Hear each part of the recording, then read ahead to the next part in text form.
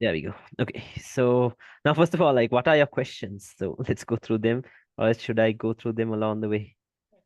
How should we do this? Uh, Yeah, tell me what your questions are, and then I'll answer them along the way. Okay. So that would be better.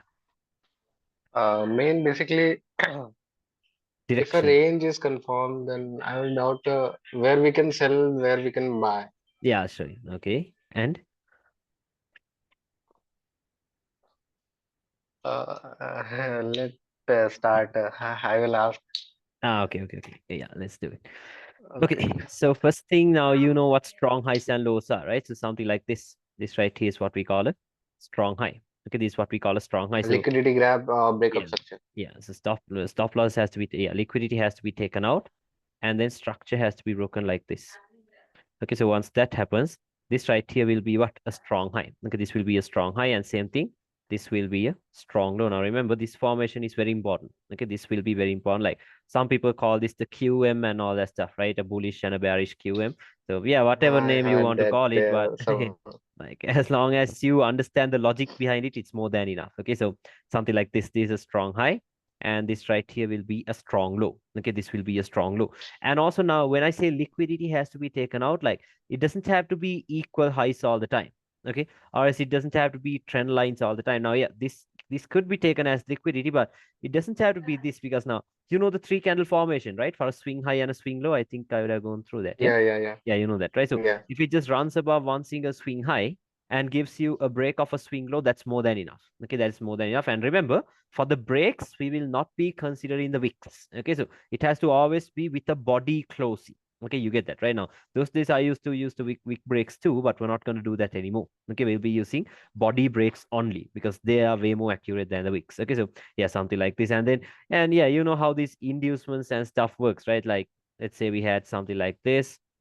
Yeah, let's go through this quickly, and then let's get into the other topics. Okay, so let's say we had something like this, and yeah, maybe the market gave you a little retracement and another break. Okay, so now if you look at basic market structure, what can we see? We have a lower high, right? A lower low, another lower high in here, and then another lower low, right? Low, So low. yeah, this is just basic market structure. So you know what everyone does, right? Now, if they want to re-enter, they will also expect another lower high and lower low, right? Because Lower it high. makes sense, because this is what makes sense to do, right? So yeah, everyone will be doing this. Everyone will be doing this. But so now, first thing, what will smart money traders do? Like they'll start looking at order blocks and now all the stuff in here, right? They start looking at order blocks or Yeah. something in here, like sell it here, stop loss above this and stuff, and then target lower prices. This is what the majority of them would do, right? And not only smart money, even supply and demand, right? Even supply and demand, and not only them, you know, now what else? Trend lines, right? Trend line traders are also expecting the same thing. Maybe a move like this and then a drop, right? They're also expecting the same thing. And yeah, not only them, break and retest, support and resistance. And since this high right here is a swing high, what do we have above that high? Buy stops, right? Buy stops are resting above every single swing high in the market. Okay, so now, yeah, if you know ICT, yeah, you probably know him. So ICT tells you that liquidity is what? It's something like a magnet. Okay, liquidity is something like a magnet, and price is like a paperclip. What happens? It always draws towards the magnet, right? This is what happens. So you have to Yeah. always know where the draw on liquidity is, always where is the liquidity resting. So what do we mean by liquidity? Liquidity means the stop losses and the pending orders that are resting in the market. Okay, so now in this price action, in this bit of price action, where is the most amount of stop losses resting? It is right above that high, right? We know that. Okay, most amount of Lower high. liquidity, yeah, it's resting right above that high. So is it safe for us to sell here with our stop loss above that high? No, right? It's not safe. So what we do is No. we look for a point of interest above it. Okay, above it. So this is what we do. Now remember, now when it comes to POIs, okay, now there'll be so like we have refined the way we used to look mark the I have POIs. a Okay, so problem with the POI yeah, I'll show selection. you. Okay, I'll show you, because like the way we mark out the POIs right now are completely different from how the smart money traders mark it out. Okay, so I'll show you. So I trade in Euro USD. I have a screenshot of this. I just okay. practice the trade. Uh, Around I Yeah, yeah. watching Let's go league through it. Let's videos. go through it. Okay, so yeah, let's go through it. Okay, so now, like right now, uh, just forget whatever you learned from the previous ones. Okay, because right now we'll be doing something that's way more different. No, not very different though, because I'm not telling you to jump from one strategy to strategy. No, this is a refined version of it. Okay, some advanced version of what I Okay. already used to do. Okay, so using ranges and all that stuff, but the way we mark out POIs will be completely different. Okay, so that will be different. So now one thing, now we'll only be marking out just two types of POIs. Okay, one will be imbalances. Okay, so you know what imbalances are, but remember, imbalances are not Yeah, that yeah. important. Okay, imbalances are not that important. The most important type of POI will be the closing prices of candles. Okay, it will be the closing prices of candles. I will show you examples. So now, like, which means now, first thing, like, how are order blocks formed? So let's go through it. Okay, let's go through it. So now let's say maybe we had equal highs. Okay, let's say we had equal highs like this. Now, what will the retail traders assume? Most of the retail traders would assume that a double top is a sign of a reversal, right? A double top is a sign of a Yeah. reversal. So what will they do? Once this breaks, they'll expect a move like this, right? They'll expect a move like this. So what will Yeah. they do? They'll sell it with their stop loss above those equal highs, right? This is what most of them would do. Now, not only them, some people would call this the M formation. Some people would call this a strong resistance and all that stuff. So whenever price goes here, they'll be expecting it to drop, right? They'll expect the price to drop.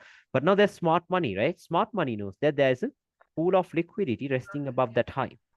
Okay, they know that there's a pool of liquidity resting above that high. So what they do is now, whatever retail traders do, smart money traders will do the opposite. Okay, so when retail traders are selling here, smart money traders will start buying it. Okay, they'll start buying it. Like, why are they actually buying it? That's only to take out the stop losses that were resting above that high. Okay, so after taking out the stop losses, what will they do? They'll start selling it once again. Okay, they'll start selling it once again. So now what's happening though? Okay, what's happening? So now smart money, they bought it in here, right? They bought it in here to push price back up, right? So this move right here is what? This is a forced move, right? This right here was not a right move. This was a forced move made by whoever that runs these markets. So now what's happening is when the market is moving down, the buy orders that they placed in these areas are in a drawdown, right? The buy orders that smart money placed in these areas are now in a drawdown. Okay, so now they don't Yeah. have to use stop losses because their pockets are deep. Okay, they do not use stop losses like us because they can always move the market. Okay, they can move the market. So what they do is they will push price back up into those areas where they earlier bought it from. So this right here is what we call a mitigation. Okay, mitigate out of their losses and then once again push the market back down.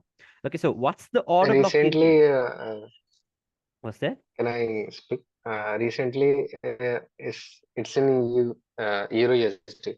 Yeah. I'll show you examples. Okay, so people will be expecting like this is what we can expect because this right here is what we call a mitigation. So what is the order block in here? Now remember, an order block is not a candle. Okay, an order block is not a zone. An order block is a specific price level. Okay, so what is that price level? Now, remember that very well. Okay, an order block is not a candle. Okay, it is not a candle. It is not a zone. It is a specific price level. So what's the price level? Like it will be the opening price. Okay, the opening price of the bullish candle that did the manipulation. Okay, so you can take it that way, or else I will show you examples that way you'll understand it. So the opening price or as the closing price, I'll tell you why you should focus on the closing price. Okay, so simply an order block is a specific price level. Okay, can you understand that the price level that they use to push the market up like this? Okay, so that will be your order block. So remember, an order block is just a price level. Okay, it is not a candle.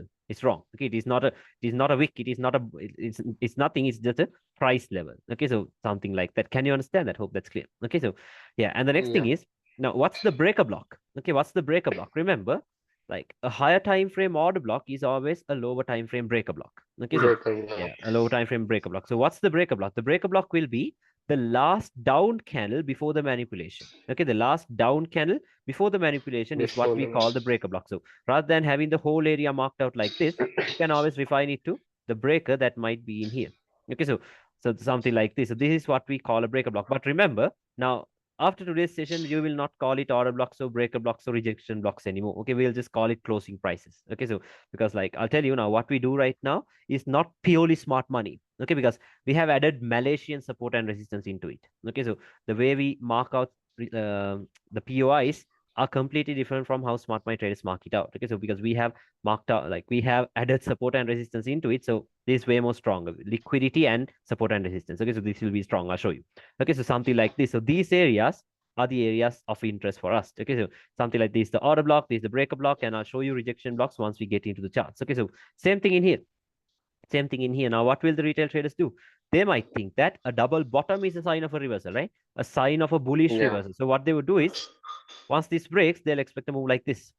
right? So they'll buy it here, stop loss below the equal lows because they think that it is a strong low. Okay, so now not only those type of traders, some people will call this the W formation, right? The W formation, or is maybe a support and all that stuff. So they try to buy it here, but then smart money knows that there is a pool of liquidity resting below those lows. So smart money will push it down like this. They'll push it down. They'll take out everyone that wanted to buy here and then push it back up like this. Okay, so this is what they would do. This is what they would do. So now, what is the order block in here? Okay, what is the order block in here? The price level that they use to push the market down. So your order block could be from here, because why? This is where the last sell started, right? Or it could even be in here. Okay, it could even be in here, because now this issue comes, right? You have no idea which one to use. There'll be too many POIs. Okay, so I'll show you how to refine them. Okay, I'll show you how to refine them. So once again, now this right here could be called an order block. So the price level, okay, it's a price level. What's the breaker block?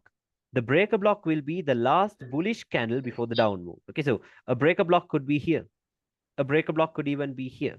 Okay, a breaker block could even be here. Okay, so I'll tell you which one to use, because once we switch time frames, you will understand which one to use. Okay, so I will show you examples. So you get this right about order blocks and breaker blocks. Now, next thing, let's talk about these rejection blocks, because they are very important. Okay, they are very important. So let's see some examples, and then yeah, let's see, where do we have clear ones that I could explain? Yeah, something like this. Something like this is what we call a rejection block. So yeah, if you watch the previous videos, you know how we use the base of the wick as a point of interest, right? The base of the wick as a point of interest. But remember, yes, exactly. Okay, the 50%, forget that. Okay, we're not going to use the 50% anymore. Okay, so we're not going to use the 50% anymore. Completely take it out of your trading model. Okay, so we're not going to use the 50% anymore. We will only be using the opening price of the bearish candle, or else, okay, like necessarily it's not the opening price of the bearish candle. Okay, it is not the opening price of the bearish candle, but the closing price of the previous candle. Okay, the closing price of the previous candle. Like, it's very simple, because the opening price of this candle is obviously the closing price of the previous candle, right? But the thing is, like, once you switch brokers, you will see some issues, right? You'll see gaps, because the opening price, the closing price of the previous candle is here, but the opening price of the next candle is somewhere around here. You'll have a gap. Okay, so then you'll have no idea which one to use. So remember, always focus on the closing prices of candles. So because according to support and resistance, a resistance is something like this. Okay, a resistance is something like this. We call it the A formation. Okay, or as some people call this a last resort or whatever. Don't confuse the names, okay, because the names are not necessary. As long as you understand the logic behind it, it's more than enough. Okay, the names aren't necessary. So the formation like this is what we call a resistance. So like this. Okay, so now look at this. This area right here, if you look at it on a line chart, what is it? See that? This formation. Okay, so can you see this formation right here? This one. Okay, so this right here is what we call a resistance. Okay, that is what we call a resistance. And same thing, this right here is what we call a support. Okay, the V formation, the A formation and the V formation, something like this. Now, obviously, this did not hold. I'll tell you why, because when the market is bearish, the supports are not going to hold anyway. Okay, so see, this formation is what we need to see, a support like this. See that? This right here. Okay, so A's and V's. Okay, remember, we'll be using the line chart a lot too. I'll explain more. Okay, so something like this. Now, what happens when this breaks? Now, first it was a resistance, but once it breaks, what happens? It acts as a support. Okay, simple. Okay, first it'll act as a resistance, but if it breaks, it will act as a support. So we can expect a move like this. Okay, so it always moves from support to resistance, support to resistance. I'll show you examples, don't worry. Okay, so simply a formation like this, we can call it a resistance, a support, or else a rejection block, whatever you prefer. But as long as you understand the logic behind it, that's enough. Okay, so it doesn't matter what name you call it. Okay, so something like this. Something like this is what we call a resistance. Okay, this is what we call a resistance. So now, I'll show you another example. Let me put the replay tool somewhere here. Okay. Now, if I ask someone, what is the order block in here? Okay, what is the order block in here? Not the whole thing. If you mark it out like that, that's wrong. Okay, because what is the order block in here? The order block in here will be the opening price of the bullish candle, the body of the candle, or else the closing price of the previous one. Okay, so this right here is what we call the order block. This right here is what we call the rejection block, or else the support. Okay, so this right here is what we call the support. Okay, so now according to support and resistance terms, what do we call this? We call this a resistance, and we call this open close levels. Okay, we call this open close levels. Once again, names are not necessary. Okay, as long as you understand the logic behind it, it's more than, because people call it different names. Okay, so if you understand the logic behind it, it's enough. Okay, so now look at this. Look at this price level. If I go to a lower time frame, do you think anyone will have an idea what this price level is? No idea, right? What is there? No. Nothing. Okay, nothing. But what happens? Look at this. Look at the reaction from that level. Look at the reaction from that level. Because why? Okay, because this right here was the 4-hour order block's price level. That's why I told you an order block is not a candle, it is not a zone, it is a specific price level. Because can you see? First of all, it acted as a support. Can you see it? Tapped, it started going Yeah. up. But now it is broken, then what happens? It will act as a resistance. See that? Okay, so simple Yeah. stuff, but you must understand the logic behind it. Okay, so simply we will be focusing on closing prices of candles. Okay, I'll tell you why. And also, now there is a simple rule to this. Now, let's say the market has tapped this already, like this. Let's say the market has already tapped into this resistance like this. Okay, so we will not use this level anymore. Can you understand that? We can't use this level anymore because we will only be using fresh levels, levels like this. Okay, so if it is tapped in, like if it is tested like this, we will not call it a fresh level. Okay, it is not a fresh level, so we Oh, can't use this level anymore. There are times when price once again comes back up and then falls, but most of the time it will not. It will break through it again. So you can only use it once. Can you understand that? Okay, I hope it's clear. And then again, now I'll tell you why I told you to use the closing prices of candles. Okay, so I think there was an example on FXCM. Let's see. Yeah. I don't remember if it was GBP USD or Euro USD. Let me see. Oh, yeah, it was GU. Let me show you. Somewhere around here. Okay.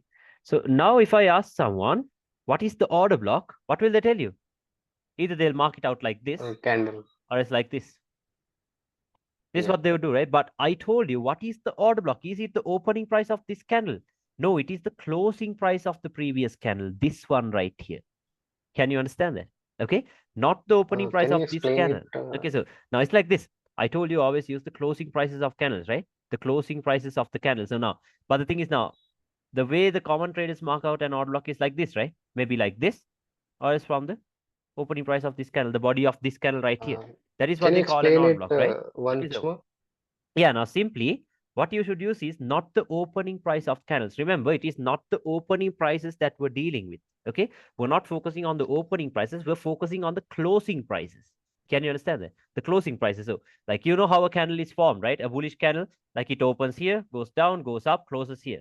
A bearish candle opens here, goes up, goes down, closes somewhere around here. Okay, so simple stuff. So now in here, are you going to use the opening price of this candle? No, opening prices has no significance at all. Remember that very well. Okay, the closing prices, that is what you should deal with. Because now if I just put a line chart in here on the opening price of, I'm sorry, if I put a line in here on the opening price of this candle, if you go to a line chart, where is it? Out of nowhere, right? In the middle of nowhere.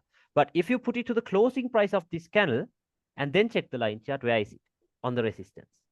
See that? Okay, so always Yeah. remember to focus on closing prices of candles. So now when I say an order block is not the opening price of this candle, but the closing price of the candle that Closing is price. before it, that is in here, this one.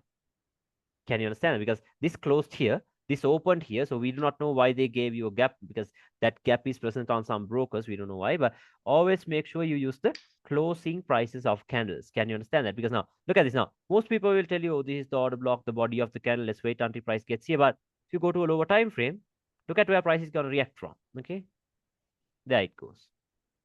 Where did it react from? From here or is here? Now, do you think anyone will have an idea where it tapped into? No idea, right? No idea. So that's why No I told idea. you, use the closing prices of candles. Okay, I always make sure you use the closing prices of candles. I'll show you more examples. That way you will understand, because like the way we mark out POIs here will be a bit different. So until you understand it, let's go through some examples. Let's see. Where were we? The example we were talking about. Yeah, in here. Let's see. Yeah, look at this one. Look at this one right here. Okay, now in here, if I ask someone what is the order block, they might mark out this thing, right? Right? That's the order block, right? For them, because the last push up before Clear the push add-on. down. Then they'll tell you it is mitigated. Why? Price has tapped into it already.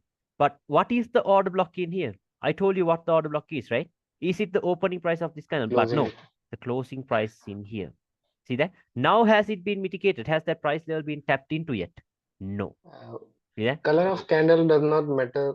Uh, Colors doesn't matter. Okay, so you can even have okay. both the colors black. Okay, like because all you need to do is Oh, just use a line chart, and then wherever in the line chart you have these little spikes, you can use them as POI. See this? Now, if I put a line chart in here, can you see a little spike in here? See that? There's a little spike in yeah, here yeah, because why? The line chart only prints the closing prices. Okay, so this right here will be that price level. Now, I told you a higher time frame order block is a lower time frame breaker block. Right now, if I go to the H1, what do we have? I told you breaker. the last bearish candle before the up move is what we call the breaker block, right? Or else just use a line chart, you will see that this is where the last push up began before the push down. Can you see that? See Yeah. very clearly, this is where the last push up began. And also now, if you understand about this opening and closing prices, you can do some good refinements. Okay, because look at this. This price level, not huge refinements. Okay, you're not gonna take this and then take it here. Okay, so that's too much. That's too much. Okay, you're not gonna do refinements like that. You can do a slight refinement. Maybe take this level into here. What is this? The rejection block or is the open close levels? Can you see that? The closing price of the Yeah. bearish candle. Because this right here is still unmitigated. It's fresh. Can you see that? Okay, so something like this. So what Yeah. happens? Where does the market come into? Right there. And it drops. See that? So it's very important. Now remember, like you're not going to use every single A and every single V as a point of interest. Okay, remember that very well. Okay, you're not going to just for the sake of it, you're not going to use all of it like this. Main thing, what is it? It has to have liquidity below it. Then you can expect this. Can you understand that? Then you can expect this. Okay, so same thing in here. You're not just going to randomly use a support just because it is a support. Okay, because now in here, for example, do you think this one will hold? No, because one thing, the market is still bearish. Okay, the market is still bearish. Let's talk about ranges and all that stuff later. But what happens? Through it, straight through it. Because why? When a market is bearish, we're not going to mark out supports. Okay, we're going to mark out resistances only because can you see what's happening in here? All of the resistance are still unbroken. See Yeah. this tapped here. Safe. See this tapped here. Okay, how many entries do you have? This tapped here. Because why? The market is bearish. See that? So entries will be very easy once you understand the direction. So let's go through direction later. Let's go through direction later. I'll only show you POIs right now. Okay, so same thing in here. For this to be a valid or as a proper POI, it has to have liquidity above it. Then you can expect this. Can you understand that? Okay, it has to have liquidity above it. Yeah. I'll show you more examples. Okay, I'll show you more examples. So you saw the reaction from here, right? Taps and then it starts to melt. Okay, because it is a 4-hour level too. So let's see some more. Let's see some more examples. Where do we have? Yeah, in all these areas, we do have these rejection blocks and all that stuff because, like, even Friday's news, where did EU tap into? Where did EU tap into? Let me show you. Okay, look at this. We had a swing low in here. Okay, we had a swing low in here. That could be liquidity. And right below that, what did we have on the 4-hour time frame? Right below it, we had a rejection block. Can you see that? Open close levels. You can see that, right? Never tapped into it. Okay, so where did news tap into? Where do you think news tapped into? Look at this. There it goes, flies. See that? Because I told you those levels are very strong. Okay, those levels are very, very strong. So I'll show you more examples. Let's see. Go to GU. Like remember, like we're not gonna just focus on every single pair. Okay, it'll be EU, GU, and gold. Okay, EU, GU, and gold. Those are the pairs that I trade. Okay, so I'll show you. Now look at this one. We have a nice example in here. Okay, look at this. If you go to lower time frame. Now I'll ask you a question like, what's the most recent major breakout structure we have here? What's the most recent major breakout structure we have here? This one, right? Right here, Yeah. from here. So what is it? It's a bearish break, right? It's a bearish break. Very Yeah. clearly, it is a bearish break. The market is still bearish. So remember, when the market is bearish, every time it goes up, why is it going up? It's only a pullback, only a retracement. Okay, it is only a retracement. How do we know the retracement is over? Once again, the counter trend has to do the same thing as the major trend. So how do we know what the major trend is doing? The major breakout structure. Okay, the major breakout structure shows us what the major trend is doing. So now what happens? When the counter trend is also doing the same thing as the major trend, we know that the pullback is over because now look what happened here. Higher highs, higher lows. Now I'm drawing the counter trend. Higher highs, break. Can you see it? There we get the break. So what Yeah. is this? This is the formation of a strong high, right? That's the formation of a Yeah. strong high. Okay, because Strong why? eye. Yeah, structure was broken here. Not with these wicks, not with these wicks, but once we got a This body time. closing here. Okay, so only with this closing, we consider this to be a break of structure. Then this turns into a strong high because liquidity was also taken out before the break of structure. So now remember, this is what we do all the time. When a lower time frame strong high is created, okay, we always go into the higher time frames to check what our point of interest is. Okay, so now on the 1 hour time frame, this right here is what? This is a strong high, right? That's a strong high. Okay, so Yeah. then what can we Yeah. do? We can go into the higher time frames to check our point of interest. If I go to the 4 hour time frame, okay, if I go to the 4 hour time frame, what do we have? What's the point of interest? Rejection block or else the resistance. I told you, right? This is the formation for Yeah. a resistance. Okay, and I told you this would be a valid or this would be a high probability zone if it has what? Liquidity below it. Liquidity. Okay, so strong high, liquidity. You will see how consistent this setup is. Okay, you'll see this happen all the time. Liquidity. Now, first thing, strong high, liquidity below it, higher time frame point of interest. Since the market is still bearish in here, we can sell it like this. Look at this now. We're still on the 4 hour time frame. Okay, we're still on the 4 hour time frame. Where will we place our stop loss? Above the strong high. So 2.5 pips. Okay, so still on the 4 hour time frame. Okay, still I'll show you more examples. Okay, not just a one time thing, it happens all the time. Okay, so there we go. There we have a 2.5 pip stop loss, but obviously you can't do this with spreads, so you'll have to at least have maybe something like 3.5. Okay, you'll have to factor in the spreads anyway. Okay, so for targets, your first target can be that day's Asian low, or else maybe the external range liquidity that is in here. So stuff like that. Okay, I'm not talking about targets, we're only talking about POIs in here. Okay, we're only talking about the points of interest. So what happens? Look at this. Look at the precision. Right into it. See that? Right into it, and what happens? Melts. Okay, yeah. You can check my channel out for this entry, this same exact entry. So what happens? Taps, and then it melts. But do you think anyone will have an idea where the entry came from? No idea, right? Because there's nothing in here. No idea. Nothing in here. So I told you it is a resistance. Okay, we're focusing on this resistance, and it is a strong one because why? It has liquidity below it, and it was also on a strong high. Okay, so this right here will be a very consistent setup. Strong high, okay, liquidity below it, and the Yeah. rejection block or as the resistance. Okay, same thing like this. I'll show you many examples with this and this. Okay, liquidity, strong low, support. Okay, so you We can can see this. do it Yeah. any time frame. We can do it any time No, frame. no, no, no. Let's talk about time frames later. Okay, because you can Okay. do this on any time frame. Okay, but you're not just gonna use the 50 minute or the 30 minute all the time. Okay, or the 1 minute or the 5 minute. Okay, because you know how messy the lower time frames are, right? We can't read it Yeah. properly actually. Like it's not that easy. It's It not that easy. It confuses the takes a lower. lot of practice. It Yeah. confuses. Okay. So it takes a lot of practice and back testing and understanding and all that stuff. But still, we can be wrong. Okay, but once you stay on the higher time frames, it will bring you more clarity. Okay, it will bring you more clarity, and you're not just gonna take a trade and then close it with like 10 to 15 pips. No, you're gonna hold it for a long time because why? You're trading on a higher time frame, so the pip count will be higher. Yeah. Okay, so I'll show you more examples of this support and resistance stuff. Okay, because it's different. Where else do we have clear example? Look at this one. Clean. If I put the replay tool here and go to a lower time frame, let's talk about time frames later. Okay, I'm only showing you examples of POI, so the like Okay. don't confuse anything. Okay, let's go through it one by one. Look at this. What's price doing? Creating higher highs, higher lows, higher highs, higher lows, higher highs. So obvious, right? What will everyone expect? Higher low, higher high, right? So Yeah. what will they do? They'll tell you, oh, there we go, a demand, right? Or Yeah. as an order block. Okay, so let's buy it here. So smart money is buying it here. Supply and demand is buying it here. Who else? Trend lines. Trend lines are buying it here. Everyone is buying it here, right? So is it safe for us to buy it here too with our stop loss below that low? No.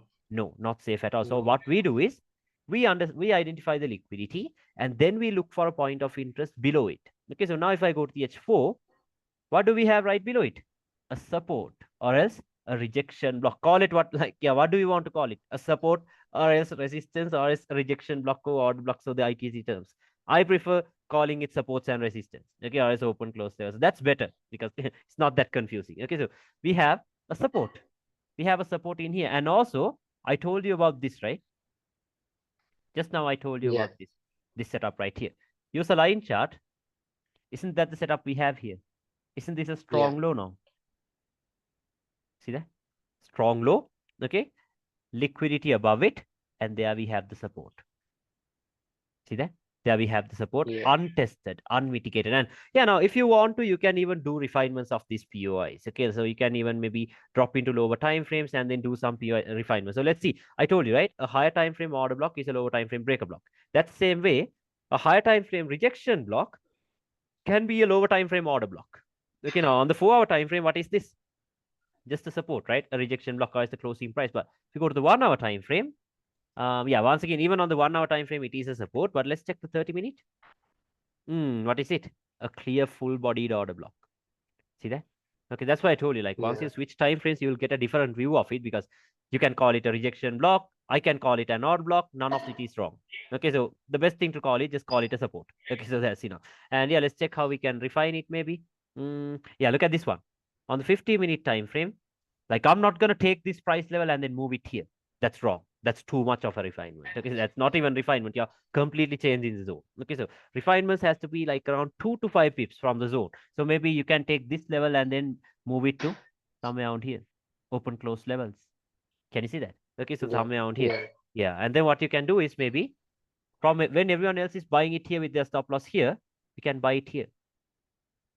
See that? We can buy it here now. We can buy it here with our stop loss below the what? The rejection block. See that? So you have around 5 pips. You have around 5 pips below that low. And then where do you target? You target the external range liquidity. Okay, you target the external range liquidity. Now, what is everyone else doing? Buying it here, right? Everyone is buying it here. Okay, so we know that Yeah. everyone is buying it here. So now look at the reactions though. There we go. Buy it, buy it, buy it. Everyone's buying it because look at the reaction, reacting from the zone. But when the time is right, smart money steps in and then bam, everyone is taken out. Then we enter the market. Okay, once everyone is taken out, that is where we enter the market like this, because there's no more liquidity to be taken out, right? They have already taken out that majorly, the trap or whatever you want to call it. They have taken out that low. Then what happens? Then it flies. See that? Okay, so what happened? What happened? You see that, right? You see it. It came Yeah. from the 4-hour support. Why? Because it was a strong one, since it was on a strong low and it had liquidity above it. You see that, right? So that was a nice example. So I'll show you. I'll show you some more. Let's see. Yeah, let's get back into those price levels itself. Where were we? Yeah. Now look at this one. Another one. Let's go to the lower time frame. Okay. Okay. Now if I go to the H1 time frame, let's go to the H4. Okay, there we go. Now can you see that? What is this? Liquidity. Equal highs, right? Yeah. Equal highs. Yeah. So are you gonna go to a lower time frame and then mark out an order block in here and then sell it? No. Okay. We'll No. have to look for a point of interest above the pool of liquidity. Okay. Above the pool of liquidity. So what do we have right above this? We have a rejection block on the H1. Open close levels. Okay. What if you do this? What if you do this? Sell it. Stop loss above that. What if you do this? Let's see. Stopped out. Why?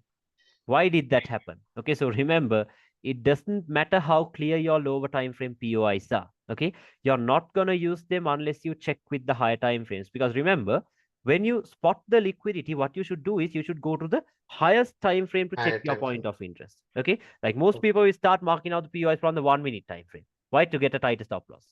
Okay, so they'll have POIs in here, they'll have POIs here. Like when they get the right trade, they will not even have money in their account. Okay, because why? They're losing everything. Okay, so don't do that. Always start marking out your POIs from the right side of the time frame. So check the monthly, maybe there's nothing on the monthly, check the weekly. There's nothing on the weekly, you can check the daily. Because when there is something on the daily in here, let's say in here, can you use something on the 1 hour in here? No, what's stronger? Obviously the daily, right? Obviously the Daily. daily. Okay, so now look at this. Above this, if you go to the 4-hour time frame, what do you have? Where's your point of interest? Here. Just Do you have anything in here? No, there's nothing in here. no. Okay, so what would you prefer? Like the 1 hour is the 4 hour? Obviously the 4 hour, right? So refine it to the Yeah. 4 hour. Okay, refine it to the 4 hour. So what happens? What happens? Now it goes into that. See that? Now it goes into that. And also now, always just check the line chart. Okay, because I did not take the sell. I'll show you the trade I took. Now, can you see that? This candle right here, with this top hunt, it has also closed above this swing high. Can you see that? It has closed above this Yeah. swing high. So which means this low now turns into a strong low. Liquidity taken, structure broken. Use a line chart, you'll see it very clearly. See that? Yeah. We Yeah. have a strong low. So now, if it is a strong low, can I take a sell in here and then target a strong low? No, right? It might react to a strong low. Can you understand that? Like we Yeah. can't, yeah, we can't directly target a strong low. So you should have safer targets. Where are your safer targets? You have equal lows. There we go. We have good targets. Okay, we have good targets. Now, once again, like I told you, I did not take the sell. I'll show you the trade I took. If you go to the 4-hour time frame, what do we have? Now, once again, we have this formation I told you about. Boom. You know what happens when we have this. See, stop fund, breakout structure, Yeah. strong low, liquidity above it. What is this? A support, right? Or as a rejection block, whatever you want to call it, like this. Okay. Then what can you do? Yeah. You can buy it. Okay, you can buy it here. Where will you place your stop loss? Below the strong low, 3.7 pips. See that? 3.7 pips. Like what more do we need, right? 3.7 pips. Like, because even if you go to a lower time frame, this is like the tightest stop loss you're gonna have, right?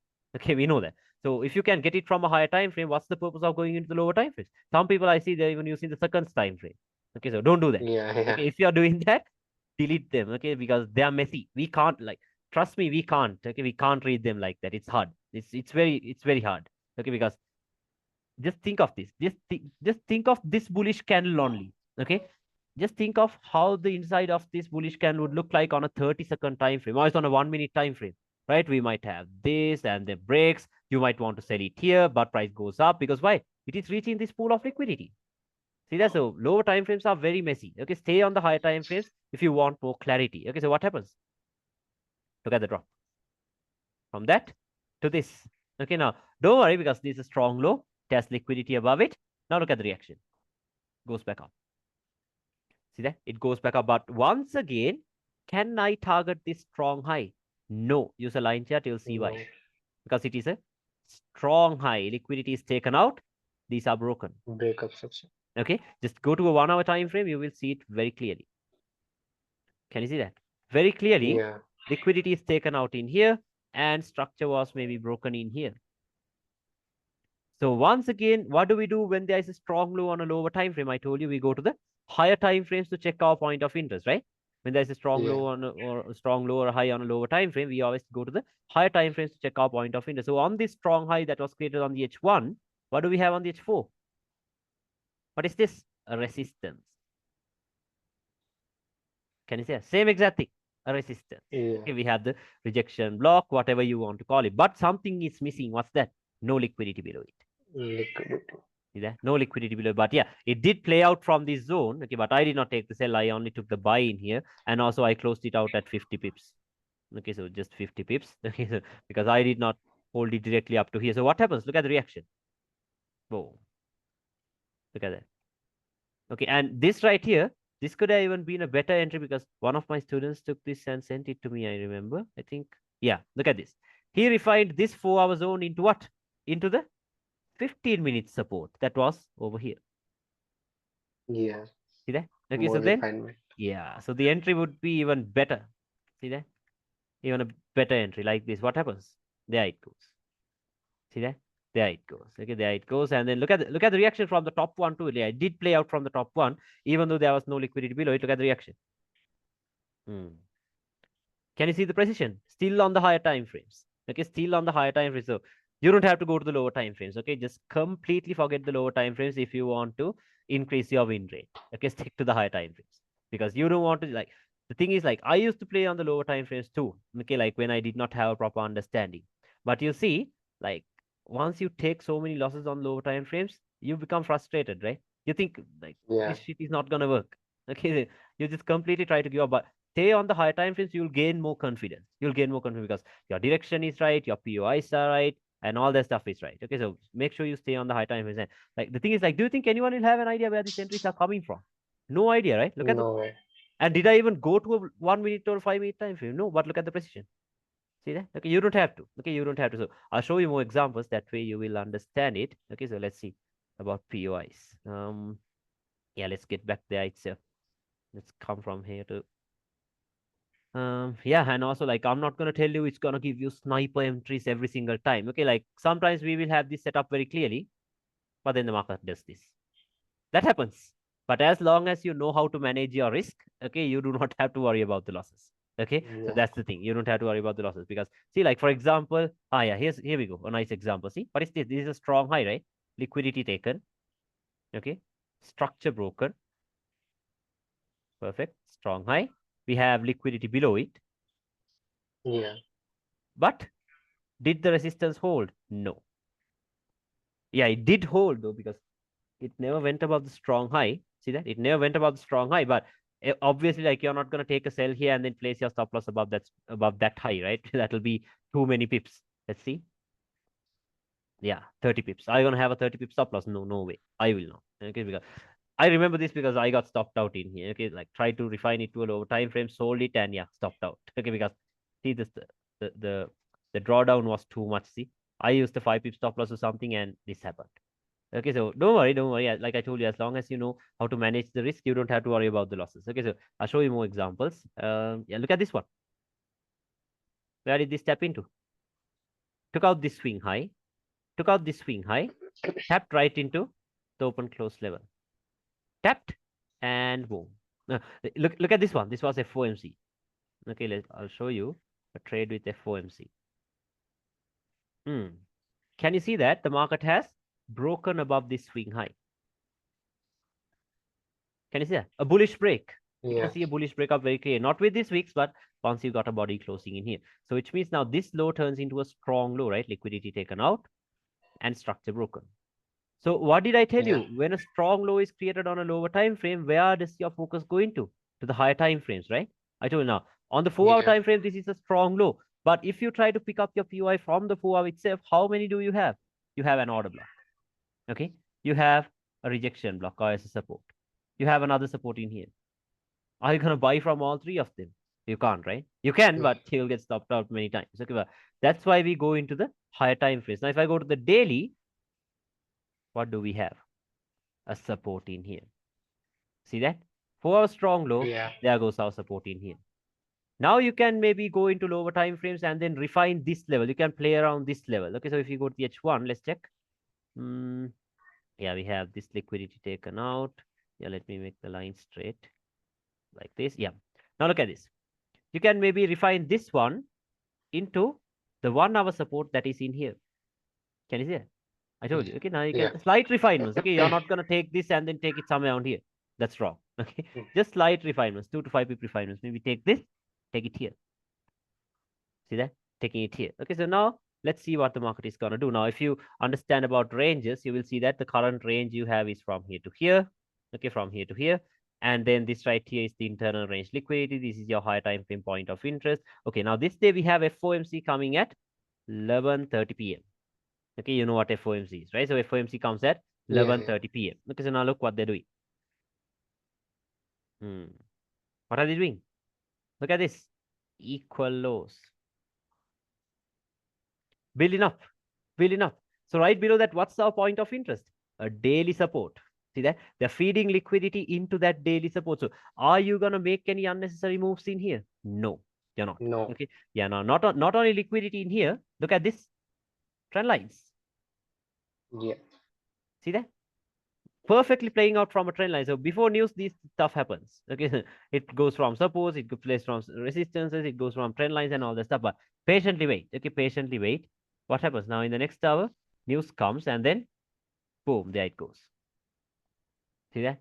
Stopped out everyone. Where did it tap into?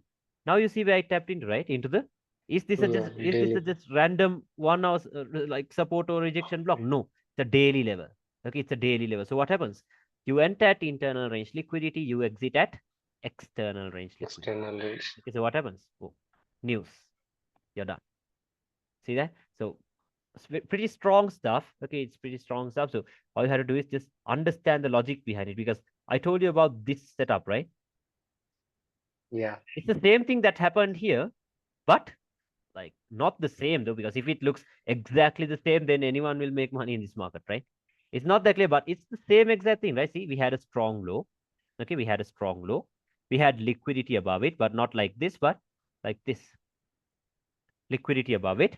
We had a support that was on the daily. So what happens? It started flying. See that? So these levels are very important. Okay, so I'll show you more examples. Let's see. Mm, where do we have proper zones? Let's see.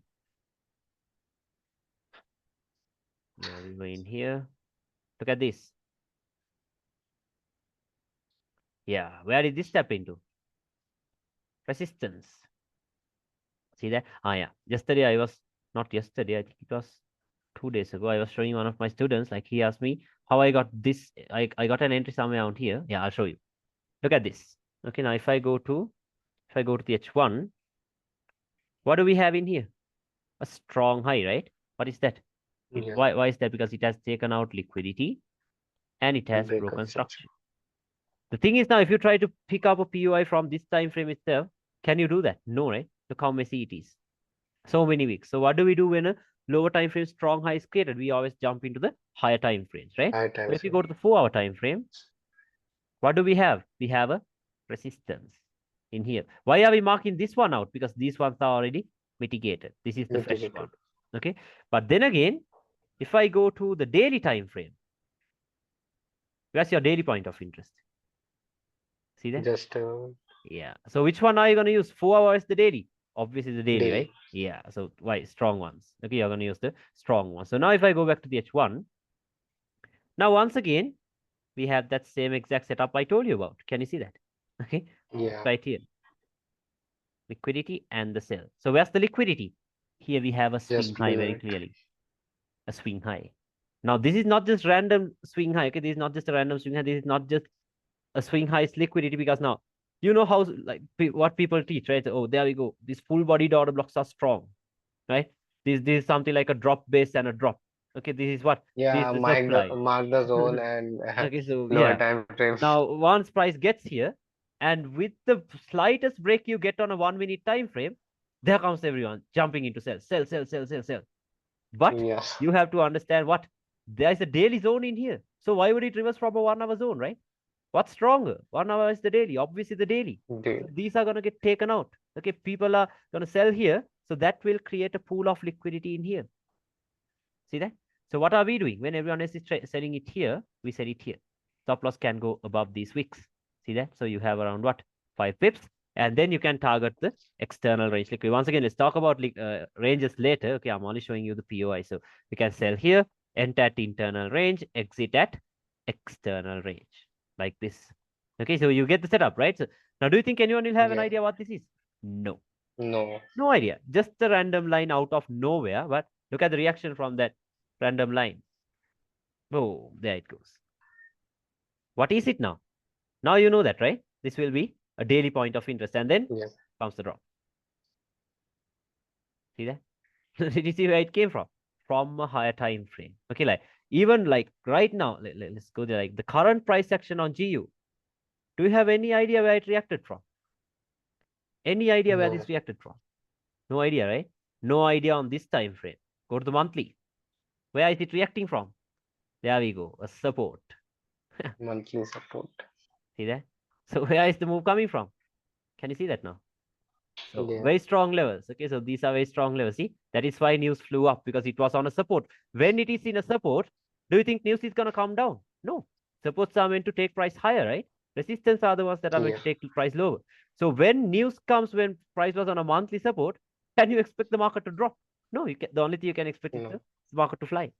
Okay, so stuff like that. So you understand that, right? So now you see where those entries came from. Okay, so I'll show you. I'll show you some. I'll tell you how to use the time frames systematically. Okay, because like right now with the examples I'm showing you, we're all over the place, right? For our daily, weekly, monthly, like you have no idea which one to use and when. Okay, but I'm only showing you POIs. Don't worry, I'll show you how to mark them out. Okay, I'll show you how to use the time frames properly. Okay, so yeah, let's see.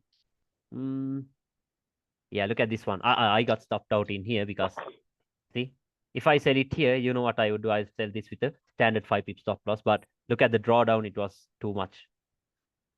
27 pips. Okay, so are you gonna anyway take a sell here and then have it above this high, a 30 pip stop loss? No. Okay, so you'll get stopped No. out there. Okay, I'm only showing you this resistance and stuff. Okay, so look at this. Where did this tap into? Resistance dropped. Okay, where did this one tap into? Resistance. Can you see that?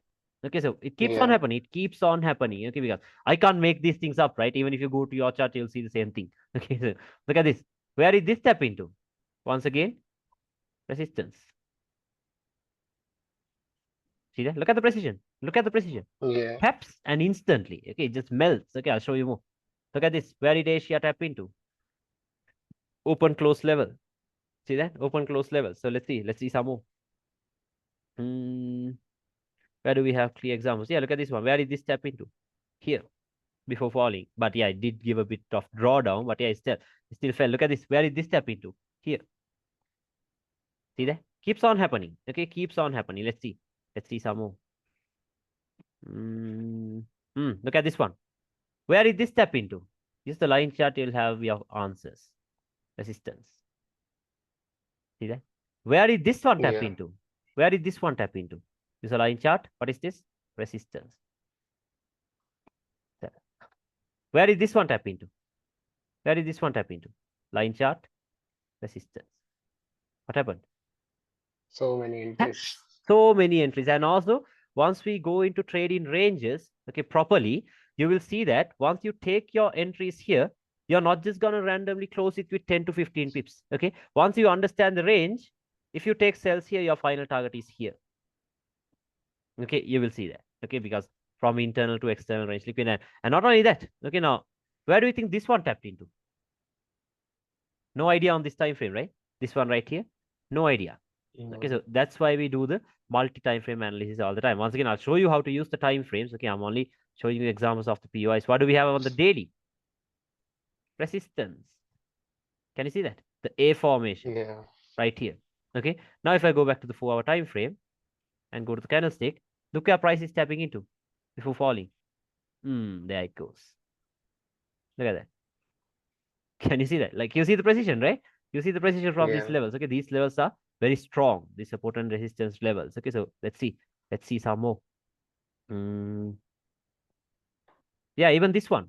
Where did this tap into before falling? These areas, open close levels. See that? Open close levels. Look at this one.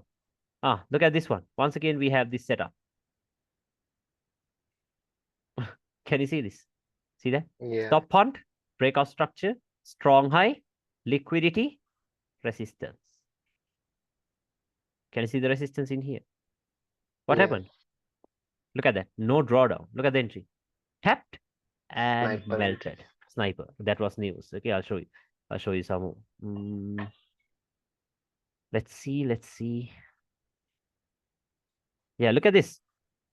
This right here. Okay, this right here. This was another example. We'll have to go to the daily to understand this one. I'll show that to you later. Okay, but I'll just show it to you right now. To go to the daily. What is this? What is this? This is an order block, right? That's push down before the push up. What is the order block? Is it this? Is it the whole candle? No, it is the opening price of this, or is the closing price. Can you see that? Okay, can you see that? And then, yeah, I'll just show you a little sneak peek of what we do. What is this? Asia. Asian lows liquidity right above the daily point of interest. Can you see that? What happens? Yeah. Look at this. Asian low taken out. Boom. There it goes. Can you see that? Where did it tap into? Yeah. Where it tap into? Into a daily zone. But once you take a sniper entry from here, will anyone know where it came from? No idea, right? Out of nowhere. Out of nowhere. So that's why I told you it's a price level that we're dealing with. Okay, we are dealing with price levels, not candles, not wicks. We are dealing with price levels. Okay, so I'll show you some more. Yeah, we were going through this. Let's see proper levels. This tapped into the order block. See now, I told you. What is this? A support, right? This will be a support. Once it breaks, what will it be? It will be a resistance. This is what I told you, right? This is what I told you. Yeah. This is exactly what I told you. So then you can mark it out like this. Now, if I put the replay tool here, not here, maybe here. Okay. What is this? This is a support. V formation. See that? V formation. Yeah. But once it breaks, see that? Now it is broken.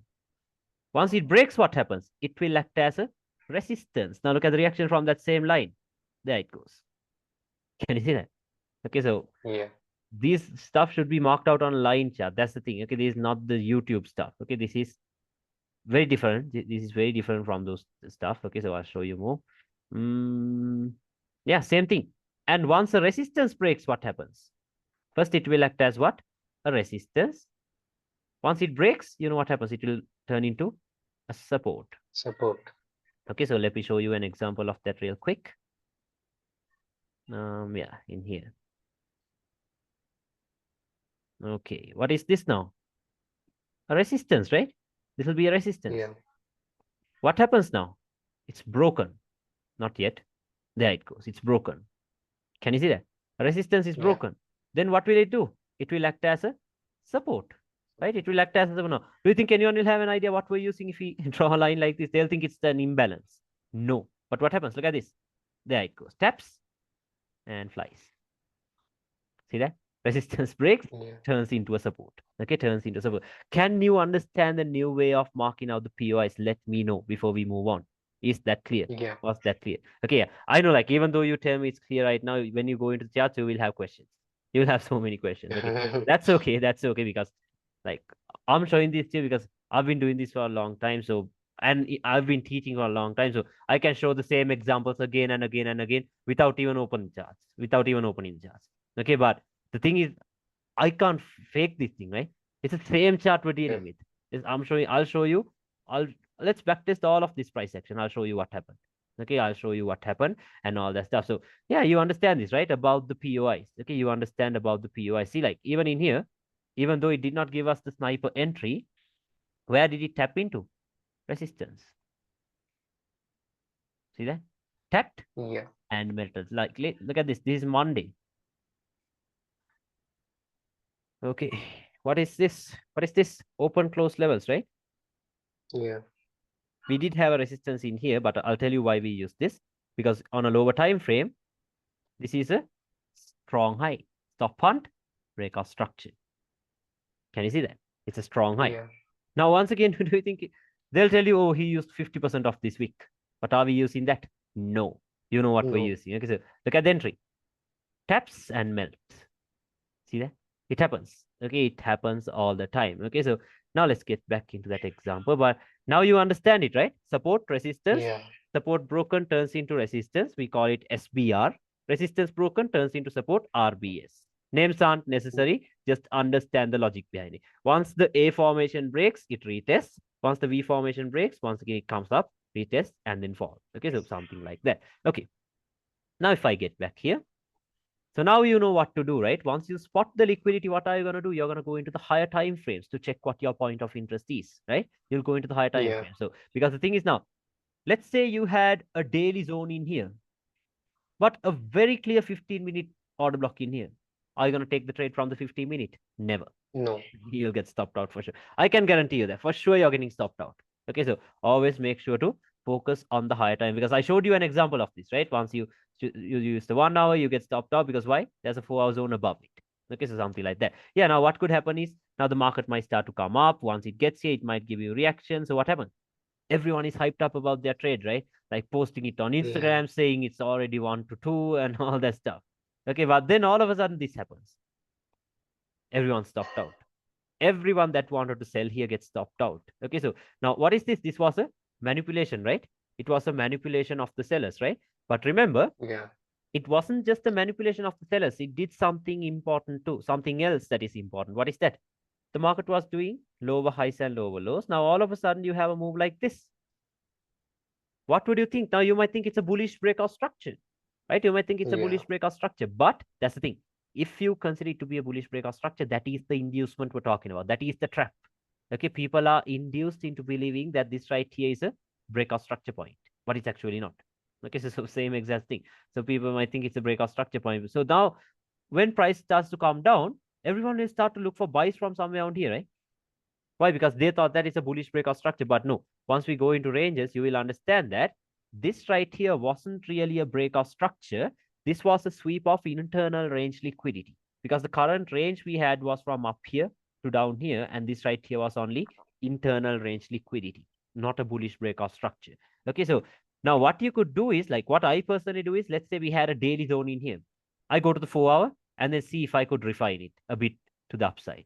Then I go to the 1 hour and see if I could refine it further. Then I go to 30 minutes, see if I could refine it further. Go to the 15 minutes, see if I could refine it further. But remember, like I'm not going to move a daily level here.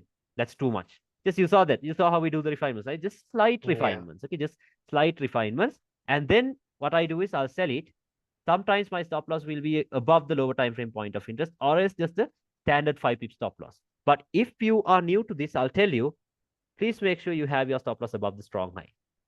Have it above the strong high. Because the problem with this is once you have a tight stop loss like this, sometimes the market will wick you out and then fall. So you're falling into victim just like these traders. Okay, so if you have it above the strong high, there's a very little chance of you getting stopped out. Okay, but I know the risk to reward will not be that good. Like the stop loss will be big, but yeah, if you want an increased win rate, put your stop loss above strong high. Place your stop loss above strong high. You'll see what happens. Okay, so yeah, from internal range liquidity, where do we target? External range liquidity. Okay, so yeah, then it could come down, might react from these areas, might consolidate. Why? Because there are people who wanted to buy it here, right? Yeah. And then this. See that? This is what would happen. So the best thing to do is take your entry above the pool of liquidity, from above the pool of liquidity. Okay, can you understand this scenario? I hope it's clear. You understand this, right? A simple example. Yeah. Okay, what? Yeah, you. The only thing what I wanted to show you was this setup right here. Okay, this, this. This is what happens. Okay, and about the POIs, you understand that, right? Resistance, support, SPR, RBS, whatever. Okay, you can call it open close levels, support and resistance, order blocks, breakers, rejection blocks, all of them refer to the same thing. Okay, but something like that. And then same thing in a bullish market. And yeah, I showed you a practical example of this stuff, right? You saw how the market was creating high highs and higher lows. Everyone will Yeah. be expecting a higher low from here. So they're buying it here. But we enter where? From where they place their stop loss at, like this. And then we target the external range liquidity. Okay, Can we do a ping pong stuff?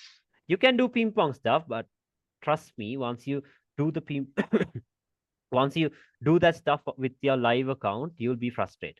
You'll be stressed. Oh, Okay, because think of it, you're like, why did you choose trading? That is to live a stress-free life, right? Just to live freely, yeah, right? yeah, So if you are glued to the charts trying to look for trades all day, like all day, where's that freedom? So why would you want to do this ping pong stuff, right? Just 1 or 2 trades a day. If you manage to get a proper trade, I'll show you a very consistent setup that plays out during the London session. Okay, that will be our signature setup. Okay, that will be the textbook setup that we're gonna trade all the time. Okay, so for that, you have to be active during the London session. Okay, you have to be active during the London session. And yeah, I'm pretty sure you can be active during the London session, right? What's that? That's 12:30 p.m. our time. Okay, so we can like sleep until at around 10 a.m. and still come to the charts and take a trade during the London session. So that's the thing. Like we live in the yeah, best zone to trade with the time we are. yeah, yeah, Okay, so we can trade London and New York, both of them very easily. But for the ones that are yeah, in London, they can't trade the New York session. For the ones that are in New York, they can never trade the London session because why? That's around 3 a.m. their time.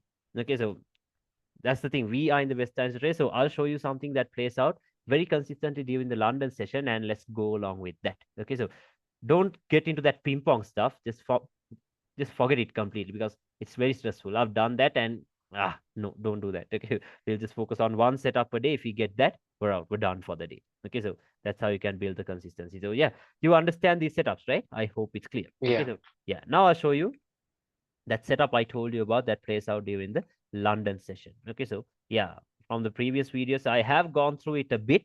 Okay, but I'll show you today. Let's go through it deeply. Okay, let's talk about that deeply. Okay, but before that, just give me one moment. I'll have some water and come. Okay, give me a second. Okay. Okay, okay.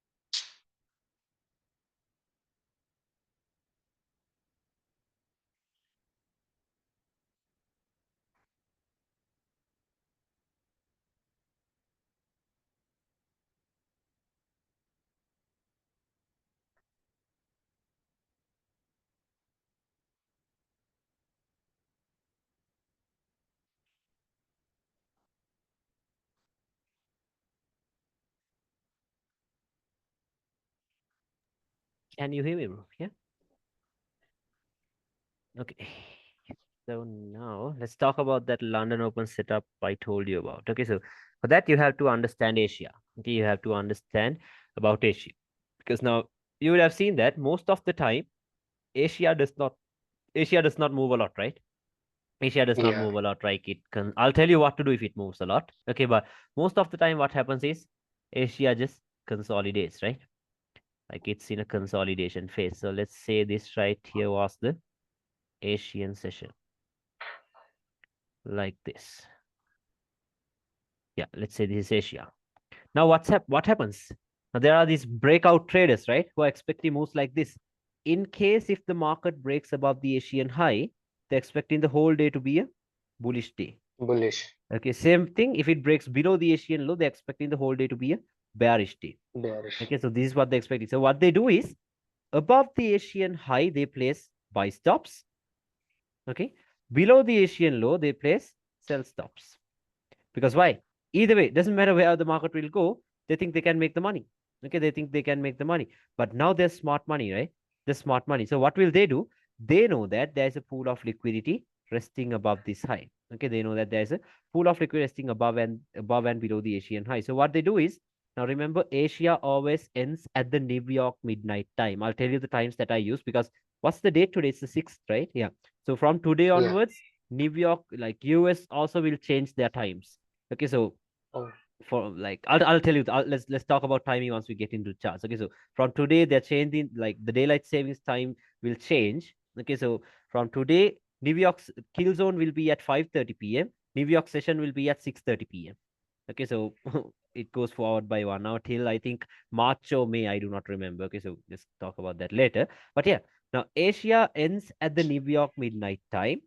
And after the New York midnight time, what happens is it might, yeah, do something like this. What is that? The false run in the opposite direction, or is the Judah swing, right? The Judah swing. yeah. Now, what happens? Everyone starts to buy this, right? Like, because you can see this happening all the time. Trend lines are forming. Okay. Maybe these bullish trend lines are forming, or else maybe order blocks are forming. Okay. Because why? Everyone would say that, okay, there we go, breakout structure. So let's expect a move like this.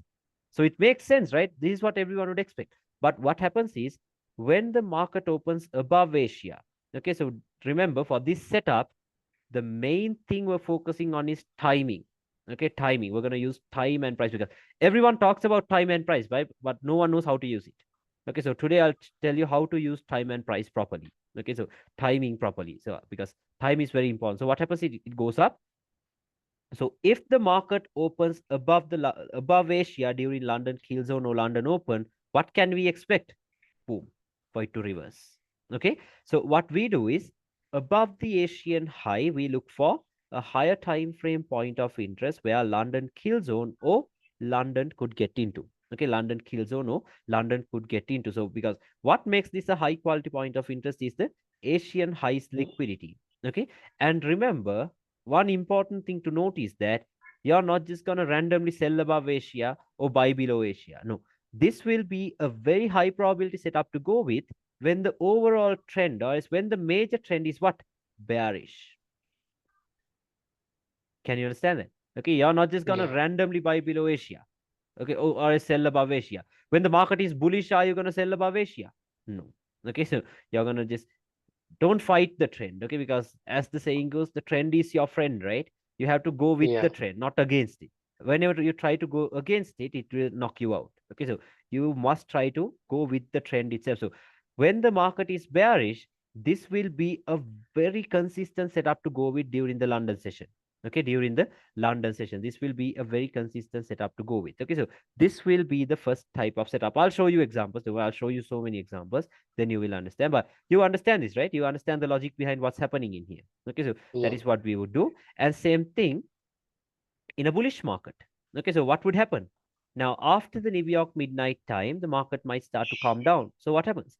Everyone would expect a bearish day, right?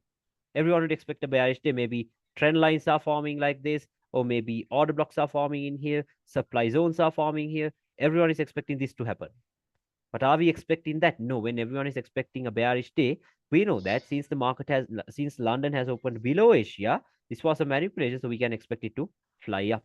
Okay, we can expect it to fly up. So once again, what makes this a high quality point of interest is the Asian lows Liquid. liquidity. Okay, and another thing to note is that you're not just going to randomly buy below Asia. You're going to do this when the overall trend is what?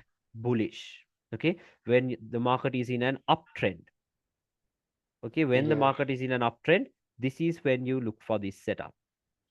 Can you understand that? This is when you look for this Yeah. setup. Like when, let's say the market is bearish, can you just randomly expect this to happen?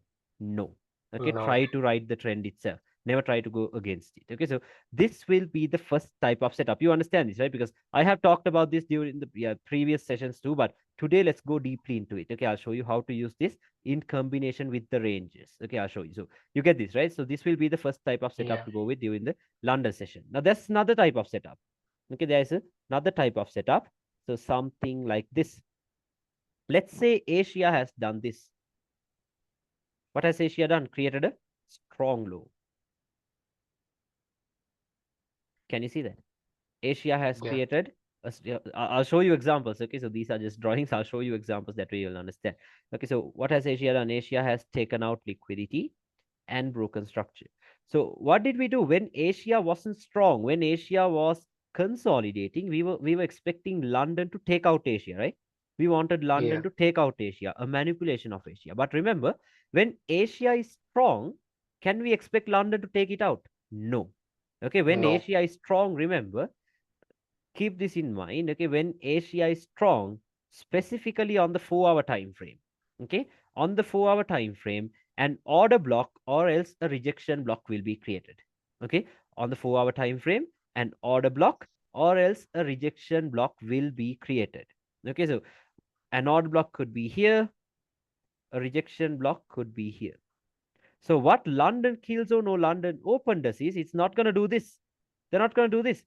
Once again, Yeah. remember for this setup too, we're focusing on timing. Okay, London Killzone or London Open will come into either one of these zones and then go up, give you a continuation of this bullish move. Can you understand? So this right here, this mitigation happens during London Kill Zone or London Open. I'll show you examples. Okay, so like what I personally do is when there are 2 or more POIs, from the top zones, I'll be waiting for a confirmation entry. So what's the confirmation entry? 50-minute time frame is the lowest time frame I use. I want to see price getting into this level and breaking structure on the 50-minute. Okay, if the 50-minute gives me a breakout structure, I'll be willing to take the confirmation entry like this. Okay, but if it fails, if it does not give me any reaction, I'll directly buy it from the bottom point of interest, from the extreme one, like this. Can you understand that? So always remember, when Yeah. there are 2 or more POIs, you're not just going to set buy limits on every one of them. No. Okay, you, like, from the top ones, you wait for reactions, you wait for confirmations. But if price is not giving you any confirmation, we're buying it from the extreme point of interest right away. Okay, so this will be the second type of setup. So remember, this mitigation must happen during London Kill Zone or London Open. Can you understand it? Okay, so it must happen Yeah. at that time of the day. I'll show you examples. Okay, so this will be the second type of setup. You get it, right? Okay, that's right. And here, same thing in here. When Asia creates a strong high, you're not going to expect London to run above Asia or below Asia and do all that stuff. No. Instead, I told you, when Asia creates a strong high, go to the 4 hour time frame. Okay, on the 4 hour time frame, an order block or else a rejection block will be created. Okay, so what London Killzone or London Open does is it comes back up, mitigates that point of interest, and does not manipulate Asia. It mitigates Asia and then give you a continuation of this bearish move. Can you understand that? Okay, so when there are 2 or more POIs, I told you, from the bottom one, you wait for a breakout structure on a lower time frame, a break like this. If you get this, you get the confirmation entry, or else you sell it from the top point of interest right away. Okay, so this will be the second type of setup. Can you understand that? Hope it's clear. Okay, Yeah. yeah. Now the next thing, when there is news, okay, when there's news during the New York session, like high impact news like FOMC or as NFP or these ISM services or something, or CPI, PPI or something like that, you can't expect London to do the major move. Okay, remember that very well. When there is news, you cannot expect this to happen. Asia and London. You can't expect London to do this when there is news. Can you understand? Because when there is news, news makes the major move of the day. Okay, news or is the New York Yeah. Open is going to do the major move of the day. So what normally happens is when there is news in a bearish market, Asia might consolidate, London might shoot up. Don't worry, it will also consolidate. Okay, it will also consolidate, and then like they're building up liquidity like this, and then news will do this.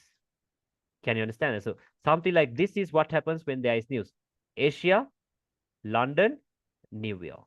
I'll show you examples. I'll show you examples of all of this. Okay, so can you understand this? This is what would happen. Yeah. Okay, this is what would happen when there is news. And same thing in a bullish market. Okay, so Asia might do this. You're not going to expect London to take out Asia and then fly because why? There is high impact news. Okay, London will also lose its momentum, mess around. New York is the one that's going to give you the major move. Okay, so this will be the third one. Okay, so this is not that important because if you fear trading news, don't even look into it. Okay, just stay out. But yeah, this is what would happen. This is what would happen. Can you understand this? Okay, hope it's clear. Yeah. And then finally, when Asia is trending, okay, remember when Asia is trending, like without creating any strong highs or lows, let's say Asia is moving a lot because you know that, right? When the market opens, so many manipulations happen. If Asia is moving too much, like once you come into the charts, you'll see that, right? If Asia has moved a lot, no. If Asia has moved too much, stay out of the charts because that day's London Open setup or the London kill zone setup will not be that clear. Okay, it will not be that clear because sometimes London might do this, sometimes it might do this, sometimes it might do this. We have no idea what London is gonna do. Okay, so when Asia is moving Yeah. too much, just stay out. Just pick some other pair if you really want to trade. Okay, because London setup will not be that clear. Okay, so these will be the different type of setups that we're gonna deal with. Okay, I'll show you examples. So you get this, right? You get this. And Yeah. the reason I tell you to trade London Killzone or London Open is because remember, mainly for GBP USD and Euro USD, London Killzone or London Open has the most chances of making the high or the low of the day. Can you understand that? Like, for example, Mm. if you manage to get in on a trade like this during London Open, 95% of the time, this will be the high of the day. So, like, Yeah. what are the perks of catching the high of the day? You're in profits for the next 24 hours, right? Okay, so Yeah. that would be something like intraday to intra-week trades. Okay, so something like this. So remember, when the market is bullish, if you, I'm sorry, when the market is bearish, if you like manage to get in on a sell from above Asia, you can expect it to be the high of the day because London kill zone or London open sets the high or the low of the day. If there is no news, okay, remember that very well. So same thing in here. If you manage to get in on a trade like this when the market is bullish without news, 95% of the time you have gotten in on the low of the day. Okay, so something like that. So you get this, right? Now I'll show you examples. Yeah, even news, what did it do? What's that? A manipulation of Asia and boom, started flying. Okay, so this day I did have a setup. Okay, I did have a proper setup, but I did not take it because timing wasn't that good. Right above Asia. Okay, yeah, not here. Right above Asia, what can you see? What is this? Open, close level, rejection blocks. Yeah. See that? Okay, so look at the reaction from this. Okay, look at the reaction from this level. I had it marked out, but if London, like we had news too, so I did not want to take the trade. I had this zone marked out, did not think it would play out, but look at what happened. Okay, whoa, there it comes into the Asian low.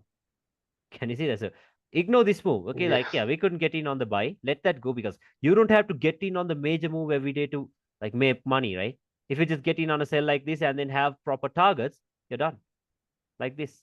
So let's say you sold it here. Let's say you sold it here with maybe a 5 pip stop loss. And you targeted the Asian low. You have 100 pips. What more do we need, right? 100 pips. Okay, so Yeah. a move like that. Okay, so let's see some move. This day, of course, I have no idea what happened. Let it go. Okay, let it go because we had news coming. Okay, we had news coming, but at the time when news was coming, London has dropped so much. See, that's a week. We can't expect news to just suddenly do this, like run above Asia and then fall. Okay, so just stay out. Look at this one. What happened here? Asia. Look at these London highs. Never went above Asia. Why? We have high impact news coming during the New York session. So Yeah. who made the high of the day? News. Okay, this was Yeah. FOMC. Okay, this was FOMC. So when this happens during news, you will know what happens. Okay, this is what happens all the time. Shoots up and then it comes down. Okay, why is it coming down? Because the market is bearish due to the major breakout structure. Okay, and yeah, Yeah. I told you, right? What happens? What happens when there is news? I told you, Asia will do this, London will do this, news will do this. I told you, right? Look at this. Yeah. Asia, London, news. Same exact thing. But now you might be wondering, okay, where did this tap into? Where did this tap Yeah. into? Let me show you. Multi-time frame. Okay. Go to the daily. What do we have? Once this breaks, what will it act as? Resistance. Resistance. Right? Resistance. So now use a line chart. A support is broken. What will it do? It will act as a resistance. Resistance. Draw a line. Go to lower time frame. Let's check what's gonna happen. Okay, look what's gonna happen now. Okay, go to the 50-minute maybe. There we go. Liquidity building up below it. Expect news to come here. Okay, expect news to come here, not London, because we have high impact news coming. Because let's see. If I go to the Forex factory, this is the first. Yeah, look at this. On Monday, let's check Monday. This is October. Oh, let's see Monday. Give me a second. 1st of November to, let's say, maybe 10th of November or something. Okay. Where is Monday? We can't find Monday. Ah, that was 39th, right? I'm sorry, 29th of October. Give me a second. Yeah, 31st of October. There you go. Now, can you see this? This day on Monday, we do not have any high impact news during the New York session. Okay, so we Yeah. can trade the London session safely. But on Tuesday, what do we have? High impact news. See that? ISM or some, I don't know the names, but just look for the red folders. That's more than enough. Okay, so we have something. So we have something now. This is Tuesday. So can we expect London to go above Asia and then melt? No. We expect news No. to do the move. Okay, so yeah, what I did was this. Solely from the daily point of interest. You saw what the daily point was, right? Now, Yeah. yeah, what is that? That was a daily, was that SPR, or is support broken turns into resistance, or else it's a daily order block. Okay, it's simply a daily order block, whatever. And then you target the Asian low or as external range liquidity like this. Okay, so what happens? What happens? Look at this. Okay, not yet, not yet. Patiently wait, patiently wait. There it taps. Where did it tap into? Do you think anyone will have an idea where it tapped into? Like when you have No. all this stuff in here, you had an odd block here, you had an odd block here, you had order blocks here. Why this? You see why that is, right? It's a daily level. It's a daily level. Okay, so there it goes. Taps and then there it comes. Boom. Can you see the entry? Okay, so this Yeah. Asia, London, news. Exactly that is what happened. You saw that, right? Same exact thing. Okay, so that was Tuesday. That was Tuesday. Let's see some more. Look at this one. This day, what did Asia do? Asia created what? A strong high. Can you see that? Asia has created a strong high, and we are safe to trade the London session this day because see, this is the 31st of October, and that was a Monday. We had no news, no high impact news, right? Yeah. So we can safely trade the London session. So now, what has Asia done? Asia has created a strong high. So when Asia creates a strong high, where will our focus go into? I told you to the 4-hour time frame, right? Let's go to the 4-hour. Yeah. What do we have? What do we have? A rejection block, open close levels. Can you see that? Okay, we had this open close levels in here on that strong high itself like this. And then timing. The next thing is timing, right? I told you. At what time of the day are we expecting price to get here? London kill zone was at London Kilzone. 11:30. Yeah, London kill zone was at 11:30. Or else London session that is at 12:30, right? At 12:30. So look what happens. Okay, patiently wait. Can you see what happened? In Yeah. between that time of the day, there it gives you the mitigation. Okay, gives you a mitigation. Stop loss. Yeah, mine was around a 4.2 pip stop loss with spreads. Yeah, something like this. Actually, I have a questions. Yeah. I have a question. What is the timing of Asian session? Asia, I'll tell you because right now the times are changed because I told you the New York times are changed. Daylight saving. Yeah, daylight savings because those days, like on October until the 6th of November, this was the time I used 2:30 to 9:30 a.m. Indian time. Okay, but right now Right now it's different. Okay, right now it's different due to the daylight savings time change. I'll tell you. Okay, I'll tell you. Just if when you're marking out Asia, set your time to New York time and then mark it out from 5 p.m. to New York midnight time. Can you see that? 5 p.m. to New York midnight time. So when you're marking out Asia, always mark out from 5 p.m. to New York midnight time. Okay, so something like that. Okay, let's see. Now you see, you see what happened here, right? In between that time of the day, there it gives you the Yeah. mitigation. First target will be what? The Asian low. Second target will be the external range liquid. So what happens? Look how quick the move is. Boom, you're done. If you're done with the Asian low, you're done. Or else leave the rest into the external range liquid. Why once again to the external range liquid? Because major breakout structure bearish, which means London Yeah. will push it down once again to the external range liquid. So what happened? What happened? There it melts. See that? Yeah. You see what happened there? Okay, so something like that. Okay, so I'm not gonna say it's easy. I'm not gonna say it was One a for very the easy week. setup. Yeah, just what? Yeah, if you risk 1%, that's all you need for the week. Okay, that is all you need for the week. Okay, so this day, of course, I have no idea what happened, but I'll show you. Yeah, once again, this was a trade one of my students took, not me. Let me put the replay tool in here. Yeah, he You was the have one who a sent group me. or something? Yeah, like I just personally deal with them. I do not use groups because groups are not my Oh, thing. So, yeah, what is this? Took out the Asian low, came down and created a strong low. Stop hunt, breakout structure, or a break in here. we can trade on the 15-minute time frame. Yeah, you can trade on 50 minute times. That's fine. But you have to know the higher Oh, time frame direction. Okay, I'm only showing you this example. Okay, nothing else. So what happens now? oh, Liquidity. Right below it, what do we have? A support. Can you see that? We have this yeah, formation once again. See? So what happens? Now you can buy it here if you want. I did not do this once again. Okay, I only saw this once. He sent it to me. What happened? There it taps and flies right away. See that? Takes out the low and then there it goes up. Okay, so I had no trades this day because this was a bit late though, because this right here happened right at London Open. Okay, this move happened right at London. I just wanted to take a direct trade. I did not know what the point of interest was, so no trades for me that day. Okay, I'll show you the losses too, because not only the winning trades, because even with this you will take losses. I have to show you that too. Not gonna like sell dreams. I'm not gonna tell you every single London Open you're gonna win. No, you will yeah, lose. You will lose. Okay, so can't help it. Okay, so I'll show you another one. Look at this. Below Asia, on the 4 hour time frame, we had a support. Can you see that? yeah, We had a support, but we were inside of a daily order block this day. So price can still push down, right? Look at that. We were inside of this whole thing. yeah. So there are chances of it pushing back down, right? So is it safe for me to like buy inside of a inside of a bearish order block? Not safe, right? So that's why No, I decided to do a confirmation entry. If I go to the 50-minute, what happened? Look at this.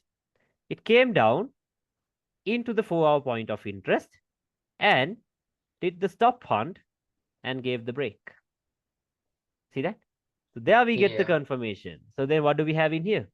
A support, right? We have a support. So what happens? Comes down, flies up. See that? Buy it here, stop loss yeah, here, target here, or else here. You're done. Okay, so something like that. I'll show you. Let's go to Euro USD. Let's check some examples on Euro USD because you might trade that as well. This day I have no idea what happened. Same thing in here.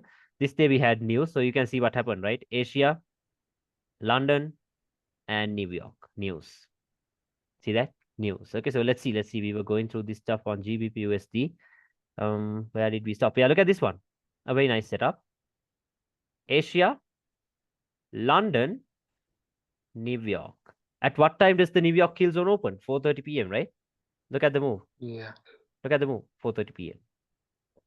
I told you, when there is news, okay, see, this was Tuesday. You saw how there was high impact news on Tuesday. When there is news, can you trade the London session? No, not no, safe. Okay, not safe. So the best thing to do is trade the New York session. So what happened? Asia, London, news. Boom. Okay, so look at this one. This was Monday. I showed you, right? There were no high impact news, right? There were no high impact news. yeah. So what has Asia done? Asia has created a strong high, Strong. liquidity taken, structure broken. So when Asia creates a strong high, where will your focus go into? I told you to the 4-hour time frame, right? To the 4-hour time frame. Let's go to the 4-hour time frame. What do we have? A resistance or else a rejection block. Can you see that? We had a Yeah. rejection block. Okay. Now, yeah, this day I was trading on MT4 with my phone. Okay. So then that day I saw on the 5-minute time frame, we had another resistance lining up with this level. Can you see this? 4-hour one is here. We can do a slight refinement of it into here. Can you say? A Yeah. slight refinement. Okay. Slight refinement into here. And then what comes next? Timing, right? Timing. I told you at what time of the day should price get here? 11:30 or else 12:30. Now this was those days. 12:30. Right now the times are different. I'll give you the times that we use right now uh, at the end of the session. Okay. And then most importantly, we have some liquidity right below the point of interest. Can you see that? A swing high. Yeah. Okay. And now one obvious thing is that the Asian low will get taken out, right? Because of the relatively equal lows. Can you see that? Okay. So then what we can do is we can sell it, target the Asian low. So that's more than enough, right? You have what? 37 pips.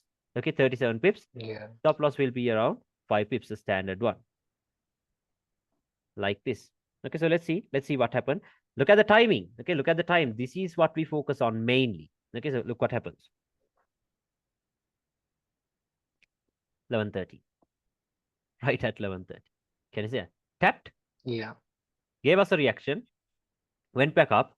I got stopped out at break even. Okay, so very unfortunate day for me because at 12:30, once again, it went into that price level.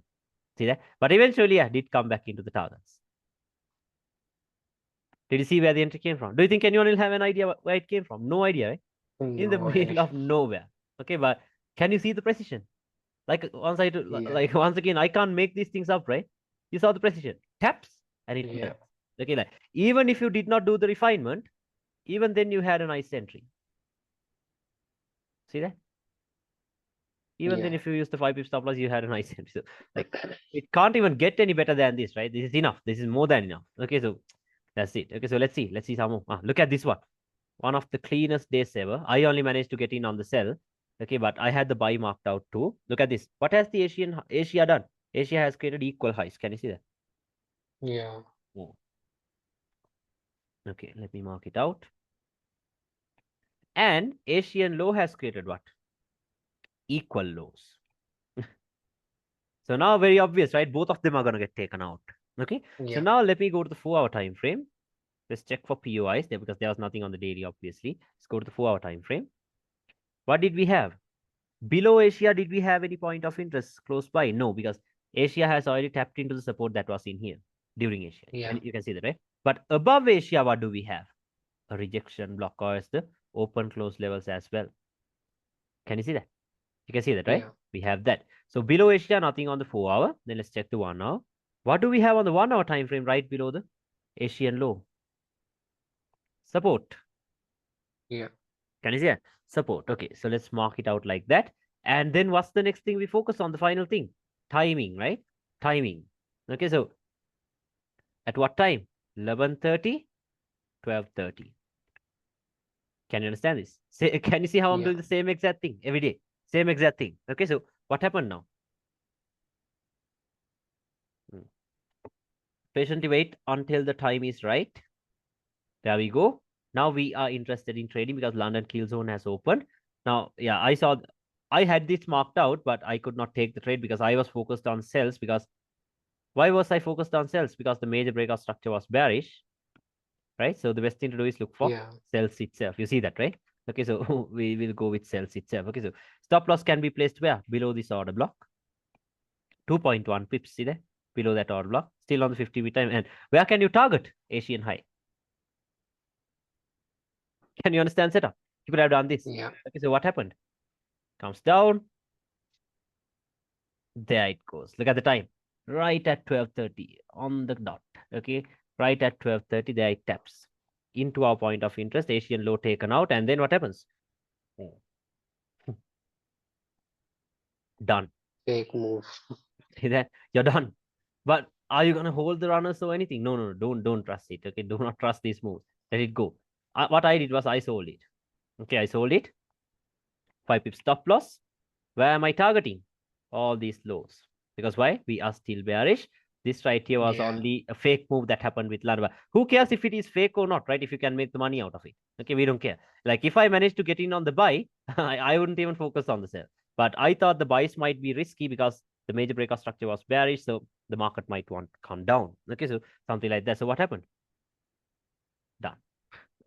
The buy and the sell. You saw how quick it is, right? When the time is right. Because you don't want to Yeah. take a trade and then wait for hours until it goes into your targets, right? You know how frustrating that is because we're humans, right?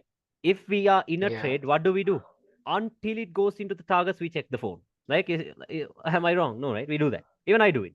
Okay, until it goes into targets, we check the phone, we check the computer, we check everything to see if Yeah. it is gone Yeah. there. Okay, so if you are trading, like let's say during the late New York session at around 11 p.m. or 10 p.m., you know that the market dies at that time, right? There's no volatility. So imagine if you take a trade at that time of the day, you'll wait until it's early in the morning until it goes into your time. But if you manage to take a trade at this time of the day, it's okay even if you Yeah. keep checking your phone because this is the time when the momentum kicks in. Maximum it will take only around 1 hour, 2 hours. Okay, 2 hours. Okay, so that's about that. So always make sure you try to trade during London kill zone or London open. So you Okay. understood both of those setups, right? The buy and the sell. Yeah. Yeah. You saw what happened. Yeah. Went below Asia, went up, went above Asia, came down.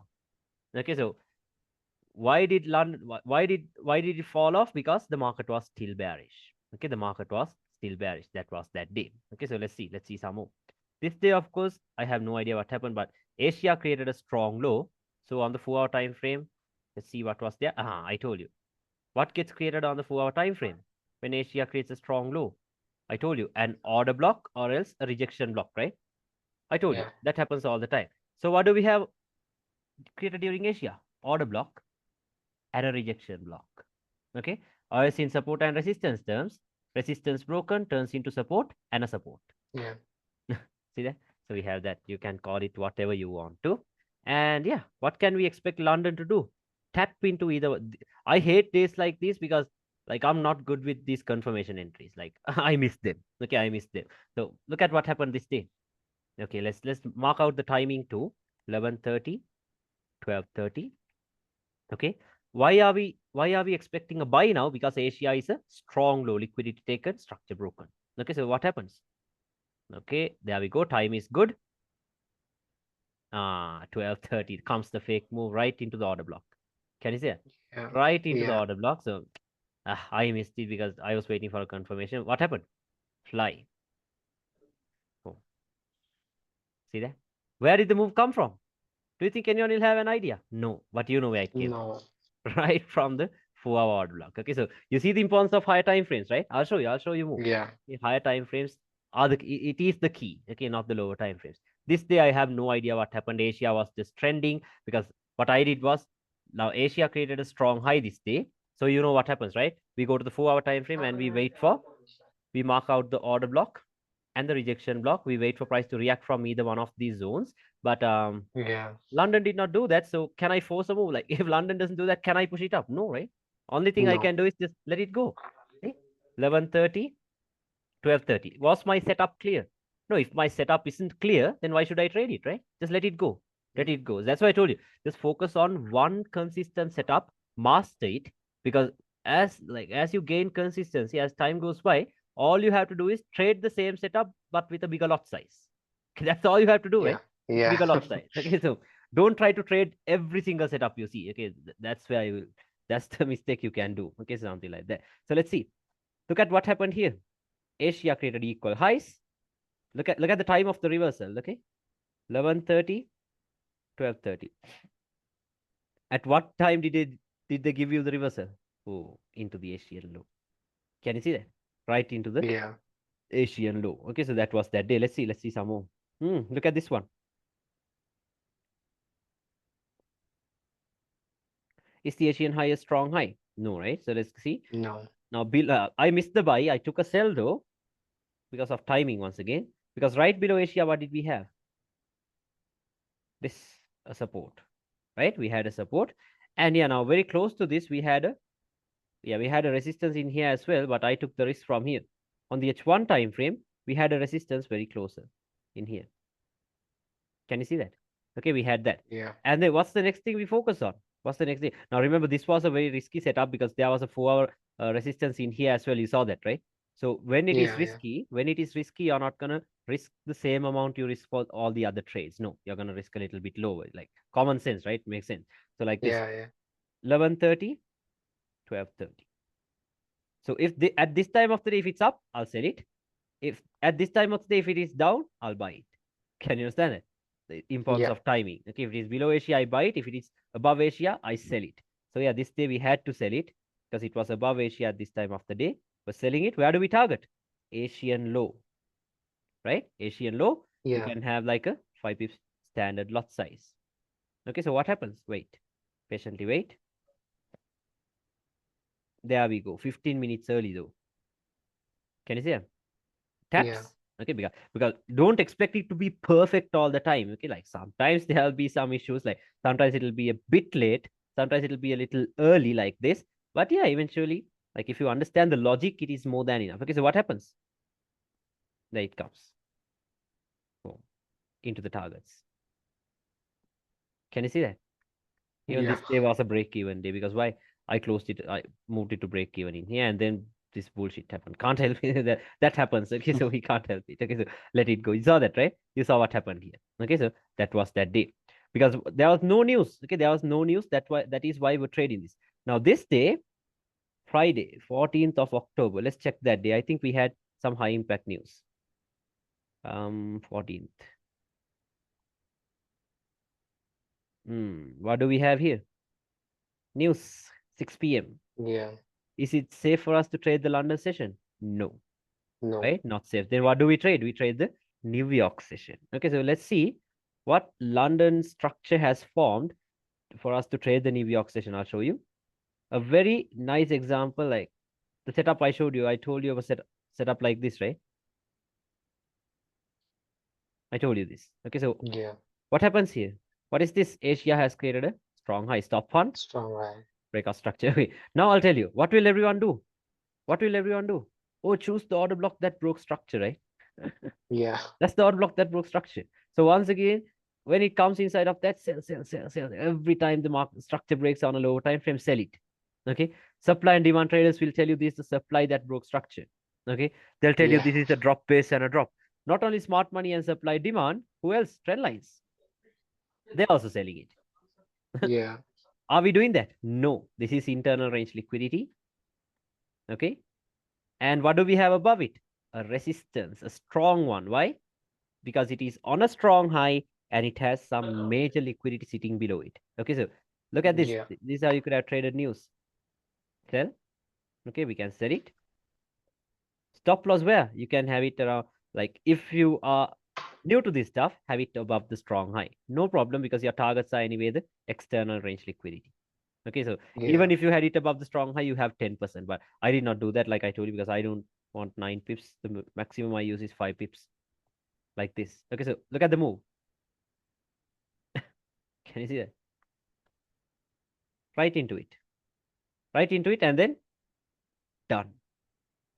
Can you see that? You saw the setup, right? Hold for the week. Same exact setup. Yeah. 10% if you had it above the strong high. Isn't that enough?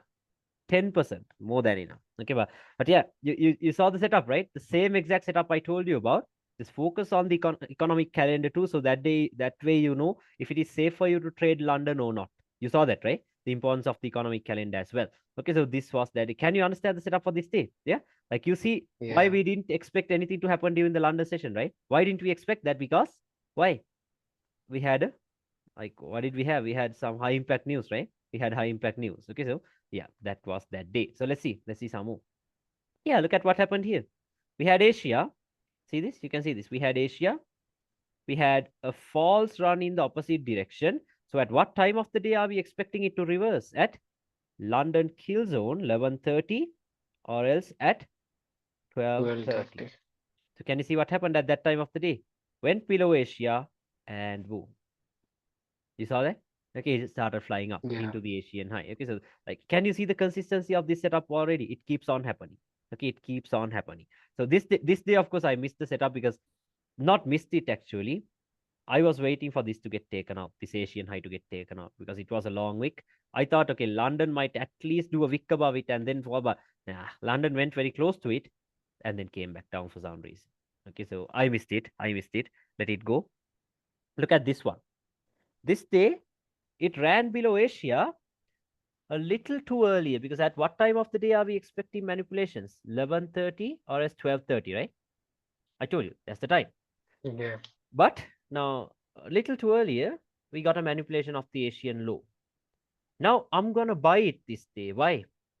Because I told you what liquidity is like a magnet, right? Where is the liquidity in here? Equal highs. What will London do? London is gonna push up, right? Obviously.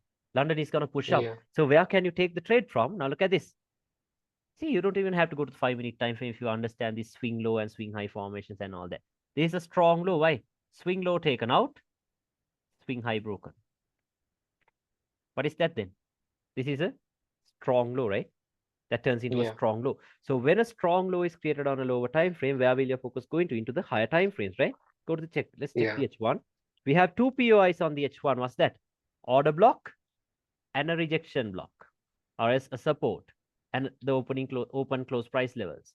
Okay, so what are you Yeah. gonna do? Are you gonna buy from both of them?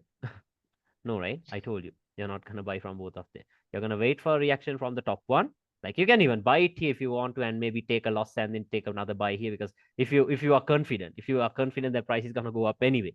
But we can't do that, right? So the best thing to do is wait for a breakout structure. Okay, or it's just buy it here with your stop loss here. Okay, so even if they tap here or not, you're still safe. Okay, so let's see. See that? No reaction from this zone. No Yeah. breaks, nothing. Patiently wait. What it did was it created this setup. Yeah. You know what happens when we had this setup, right? Stop fund, breakout structure, liquidity above the point of interest, and what's the next thing? Timing as well. We have the setup we need. Asian low is manipulated. We have timing also in favor with our ones. Okay, so what happens? We're gonna buy it here. Okay, we can have like a 5 pip stop loss. Where do we target? Relatively equal high. SNR. Yeah, we target that. 46 pips, more than enough, right? So what happens? Look at this. Look at the timing. There it comes, and there it goes. See that? Did you see the setup? Can Yeah. you understand the setup? Not if you saw it or not. Like, can you understand what happened there? Yeah. You Yeah. understand that, right? Because equal highs, ran below Asia, strong low created, high time frame point of interest, liquidity above the point of interest, timing, boom. Okay, so same exact stuff I told you about. Okay, so yeah, that was that day. Let's see some more.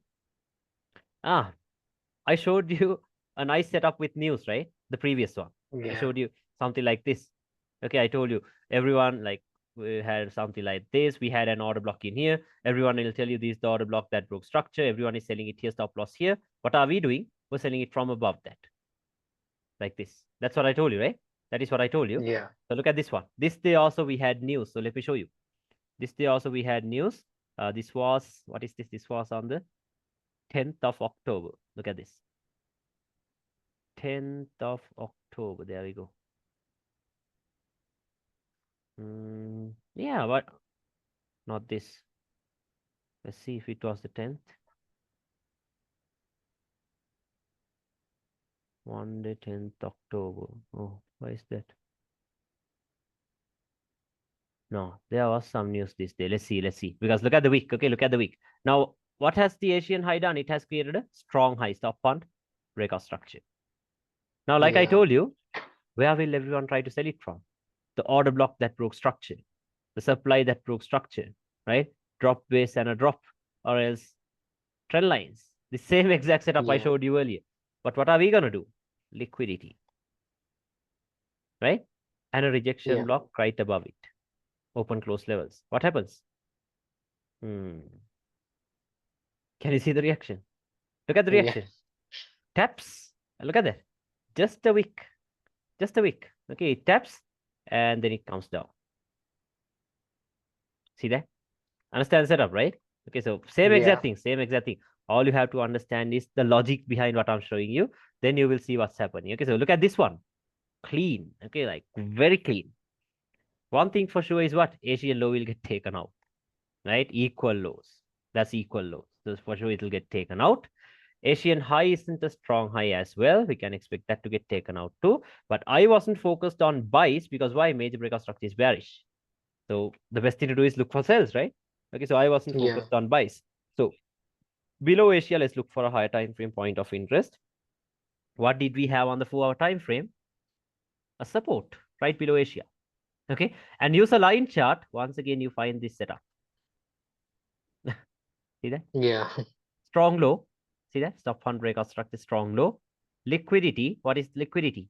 Asian low. Asia low. And then what's the next thing we take into consideration? Timing, right? Mark that out. Go back to the charts and yeah, let's look for a point of interest above Asia too. Did we have anything on the 4-hour? No. The next point of interest was all No. the way up here. You see that? Too far away. But if you go to the H1, we had a resistance right above Asia. Can you see that? A formation. Do you think anyone will have an idea where our entries are coming from? No. No idea, right? Just A formations, V formations. No one will know what it is. Okay, so yeah, we have it like this. And then what's the next thing? I told you timing, right? It should come at 11:30 or else 12:30. Okay. So at this time of the day, if it is above Asia, we can sell. If it is below Asia, we can buy, but buys are not that good because of this break. Okay, but I did not take the buy. I only took the sell once again. But look at how the buy played out. Okay, time is good. Can you see how it is melting? Below Asia. Yeah. Okay. There it turns. Taps right into that 4-hour level. Can you see it? Reversing right away. So you could have bought it here. Now you see why this is risky, right? Because the major breakout structure was bearish. And now I told you what happens after the New York midnight time. You might get a false run in the opposite direction. I told you order blocks are forming. Everyone is selling it here. Trend lines are forming. Everyone is selling it here. But what do? We target the Asian high. Can you understand that? We target it. Yeah. Okay. I did not take the buy once again. I only took the sell. Let me show you. So there it goes. See that? Can you see the setup? Ran below Yeah. Asia.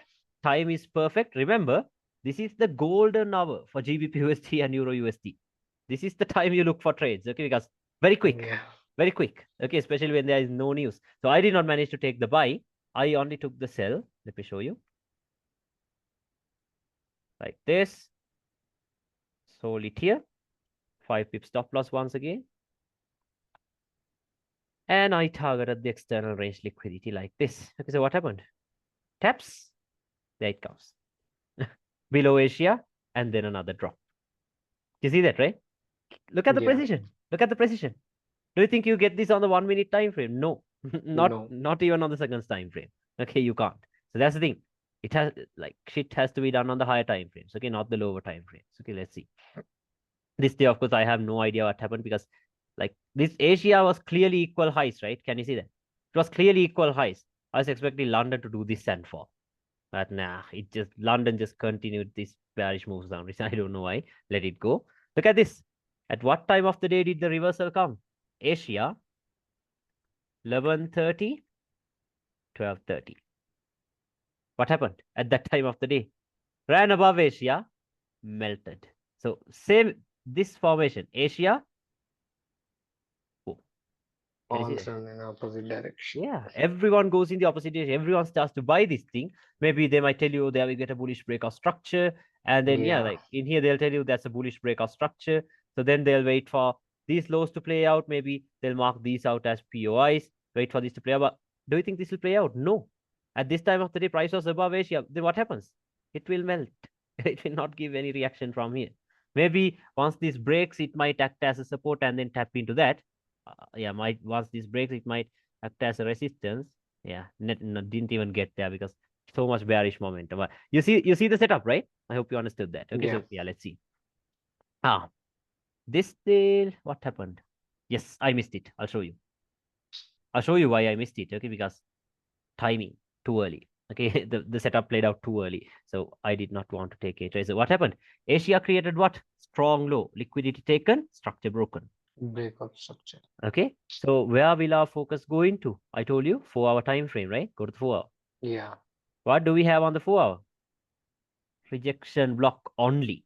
So you can directly take the trade, right? No order blocks, Yeah. just the rejection block. Okay, and then what's the next thing we focus on?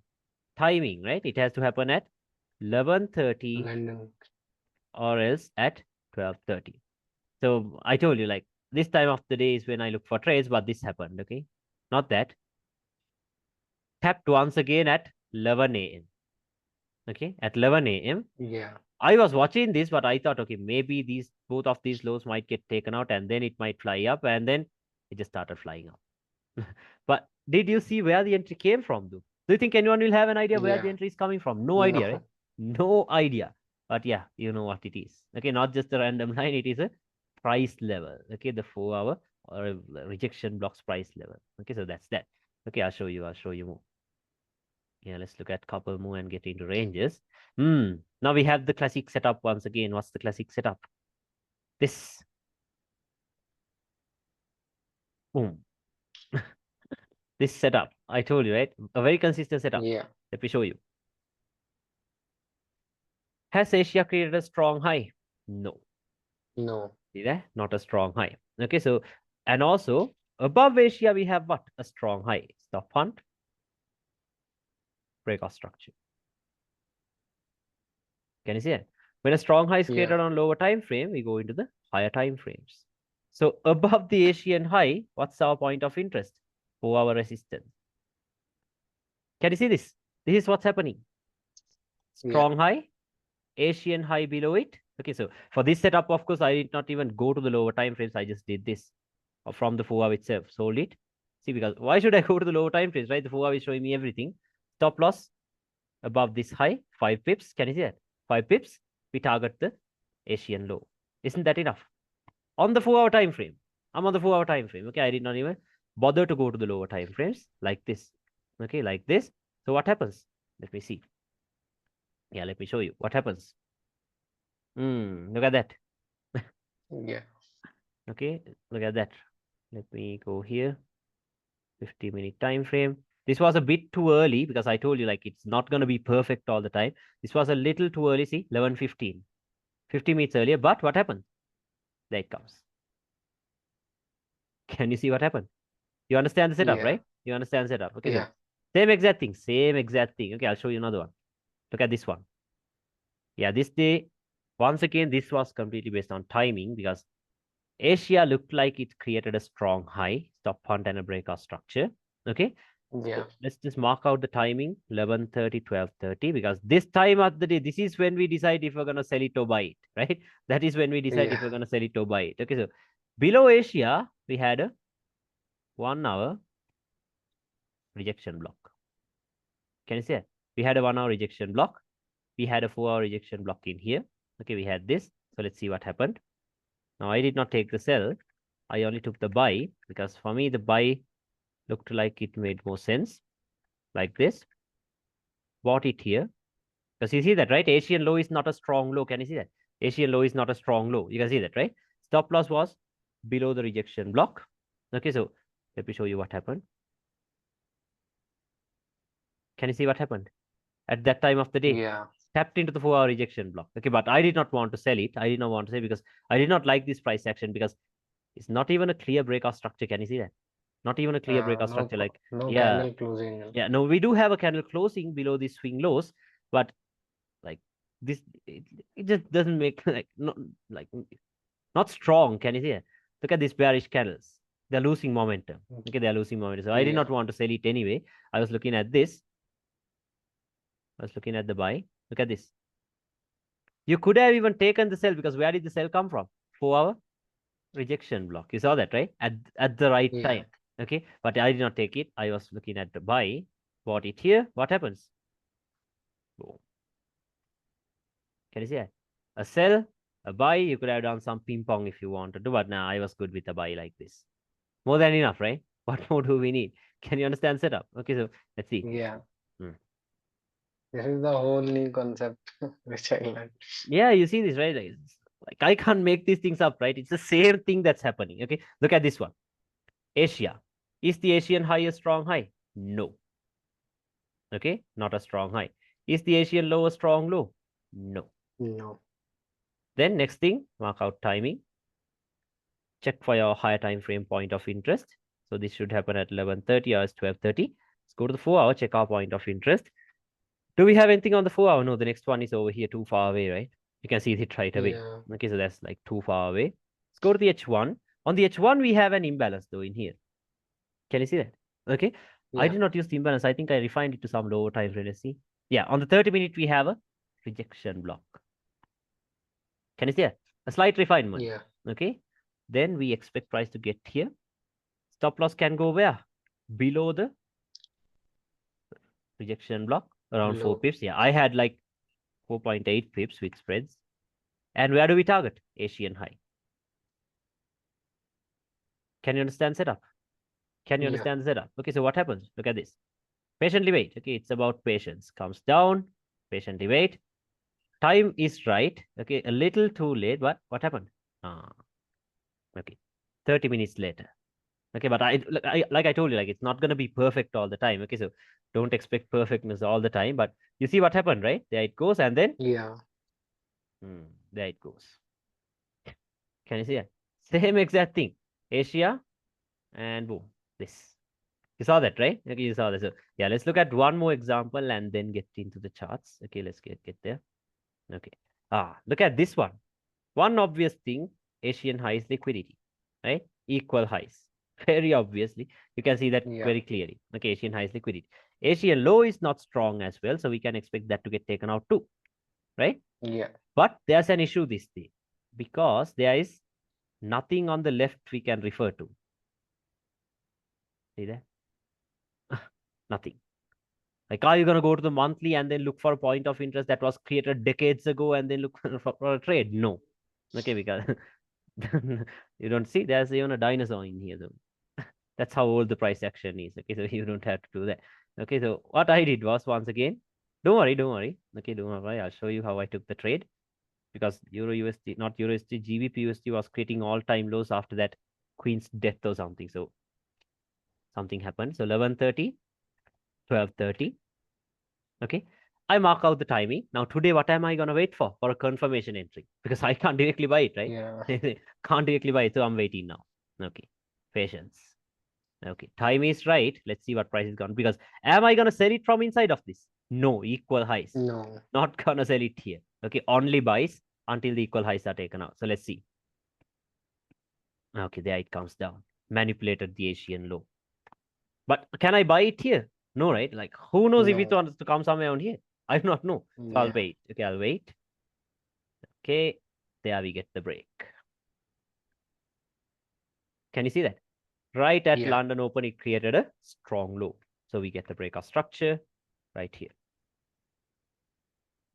Okay, what do we do when a lower time frame strong low is created? We go into the higher time frames. Higher time frame. Go to the H1. On the H1, we have two POIs. What's that? Order block, breaker block in the same place, and a support. Support. Or else resistance broken turns into support and just the support. Okay, we have that. Let's go into the lower time frames. What do you do when you have two POIs? Are you going to buy it from both of them? No, I told you, right? Same exact thing again. Top one, wait for a reaction. Bottom one, you go for it. Okay, you go for it. So let's Yeah. wait now. Like, I'm setting my limit already here because that is where I buy it directly. Stop loss below the strong low. Targeting equal highs. Asia. Makes sense, right? Yeah, equal highs. So we're targeting that like this. So let's wait. There it comes down. Can you see that? It came down, but do I have any reason to enter here? No, right? No. Because no reaction. So patiently wait. Now, can you see what they're doing though? Can you see what they're doing? They're making up this setup for us. Yeah. So, Building liquidity. yeah. Okay, so there we go. A swing low, feeding liquidity. Don't worry, okay, because we clearly have a breakout structure. See that? We clearly have a bullish breakout structure in here. We clearly have a bullish breakout structure. Not just a random breakout structure. It happened right at London Open after the manipulation of the Asian low. Because I told you at this time of the day is when the high or the low of the day is set, right? So we can say that this is already the low of the day, right? Because it is strong as well. So what happened? Look at this. There it comes. Yeah, you know what happens when this setup is present, right? So it comes. Okay, so it comes and then what happens? Not yet. Patiently wait, and there it goes. Can you see that? Right into the Asian highs. Okay, right into the Asian highs. This same exact setup. I showed this to you Yeah. so many times, right? Same exact setup. Sells for buys, I showed you the same exact setup again and again. Okay, so something like this. Can you understand this about the Asian setup? You saw what to do Yeah. when there is news. You saw what to do when there Yeah. is no news. You saw what to do when Asia is strong. You saw that, right? Yeah. Because those are the only three stuff that could happen, right? Those are the only three stuff that could happen. Okay, so now you know how to deal with all of those situations. Okay, so now let's talk about ranges. Okay, so now let's add ranges into the equation and then let's combine all of this, Asia and ranges. Okay, so let's see that. Mm. Now you understand this, right? I hope this one was Yeah. clear Yeah. about Asia. Okay, so yeah, that's about that. Like, see, even in here, it's the same thing that happened. What happened? Asia. Okay, Asia. What is this? False run. Oh, melted. Timing. Look at the timing. I told you, 11:30, 12:30. What do you think we had above Asia this day? 4 hour, if I remember. Yeah, rejection block right above the Asian high. Okay, so what happened? Another sell. See, can you see the consistency? Every day you have setups. Every single day. Look at this. Look at this. Asia, false run in the opposite direction. At this time of the day, what happened? Tapped right into the 4 hour rejection block. There comes the drop. Okay, so you understand that setup, right? I hope it Yeah. was clear. Okay, so on Euro USD, it works like magic for some reason. Okay, you have setups almost every single day. Okay, with this. Okay, so yeah, now let's talk about trading ranges. Okay, let's talk about trading ranges. Okay. So remember, a range always, yeah, now this is important. Okay, ranges are pretty important. Okay, ranges are very important. So yeah, let's talk about ranges. Remember, a range will always start from a strong high or as a strong low. You know that, right? It always starts from a Yeah. bullish QM or as a bearish QM. Okay, just do not call it QMs or whatever, just call it strong highs and lows. Okay, so let's see. Now let's say for this example's sake, something like this. Okay. Now what is this? This is a strong low, right? Why? Because liquidity was taken out and structure was broken. Minor structure broken, major structure is broken as well. Can you see that? Yeah. Major structure is broken as well. Then this turns into what? This will turn into a strong low, right? Yeah. And yeah, now for this example, let's say this is the low and then this is the high. Okay, I'll tell you how to confirm the high and the low both. But yeah, for now, let's say this is the high and the low. So if this is the high, low and the high of the range, what is the reason for a pullback? You know that, right? That is to take out the internal range liquidity, right? So Yeah. what is the internal range liquidity? It will be the swing lows that are resting inside of this range. Can you understand that? The swing lows Yeah. that are resting inside of this range. So let me just try it out something like this. But now there's a problem because not every time they clear out all the swing lows and then go up, right? Because sometimes it does this. Okay, fine. Sometimes it does this. Sometimes it does this, right? Sometimes it even does this. You have no idea what happened. Yeah. Okay, so because if it is that easy, if it is doing this all the time, then imagine how many millionaires we'll have by now, right? So it's not that Yeah. easy. Like, have you ever seen the market move in this way? No, it won't. Okay, it No. will not happen that way. Okay, so what we are gonna do is this. Remember this very well. Okay, within a lower time frame trade in range, always make sure to look for the higher time frame point of interest. Okay, for example, I'll show you examples. Don't worry. For example, now let's say this was a 4 hour range. Okay, let's say this was a 4 hour range. And then inside, like within a 4 hour range, let's say we had a daily order block or something in here. Could happen, right? Let's say maybe we had a daily Yeah. support or something in here. And then let's say the market started pulling back down, got into these areas, and this happened. What happened? A bullish breakout structure. Okay, a bullish breakout Yeah. structure. Now, how do we know what the major trend is doing? I told you in order to know what the major trend is doing, you have to always focus on the major breakout structure. Okay, because remember, Yeah. breakout is the direction. Okay, whichever way the market breaks out, that will be the direction. So then you will know if we are in a pullback or if we are in a range expansion.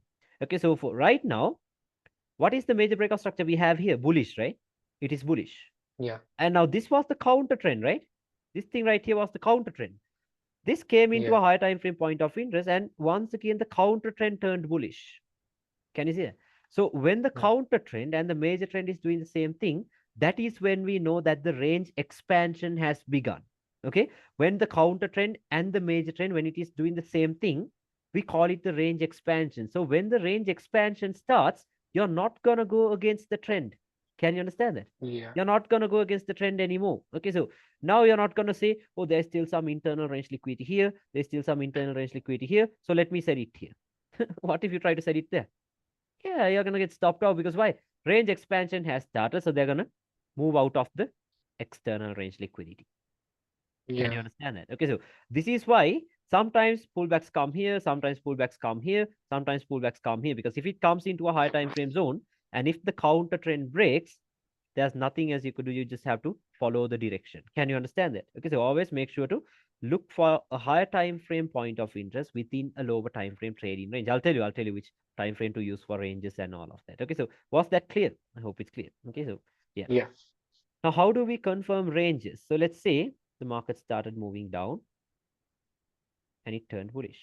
Now, what do you know? Major trend bullish, counter trend bullish. What is it? The range expansion, right? The range expansion. Yeah. So then we know that our next target is here. But remember, as soon as it turns bullish, you can't confirm this as the low of the next trading range. That is wrong. Okay, because for you to confirm this as the low of the next trading range, it has to break out of the previous range first, like this. Can you understand that? Only once Yeah. you get a break out of this range, this will be the low of the next range. Okay, this will be the low of the next range. How do we know the low has created the high of the range? The counter trend has to turn bearish. Can you understand that? Now the major trend is Yeah. bullish, but the counter trend is bearish. Is it the range expansion? No, it is a retracement. That is when we know the retracement It has been apply done. on all Okay. the time frames Now it's or in like just this. Okay, 4 hours. yeah, I'll tell you. Now it's like this. Now, these breaks and all of this depends on the time frame you're looking at. Now, remember, we're not going to mark out ranges on 15 minute, 30 minute, or 1 hour. We're going to mark out ranges on the daily and the 4 hour.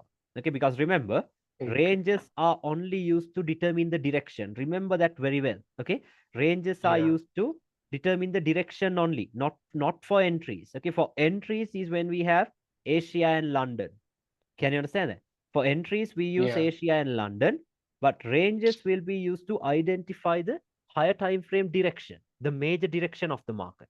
Okay, so now let's say this right here was a daily, like you're looking at a daily trading range. This break and this break must happen on the same time frame.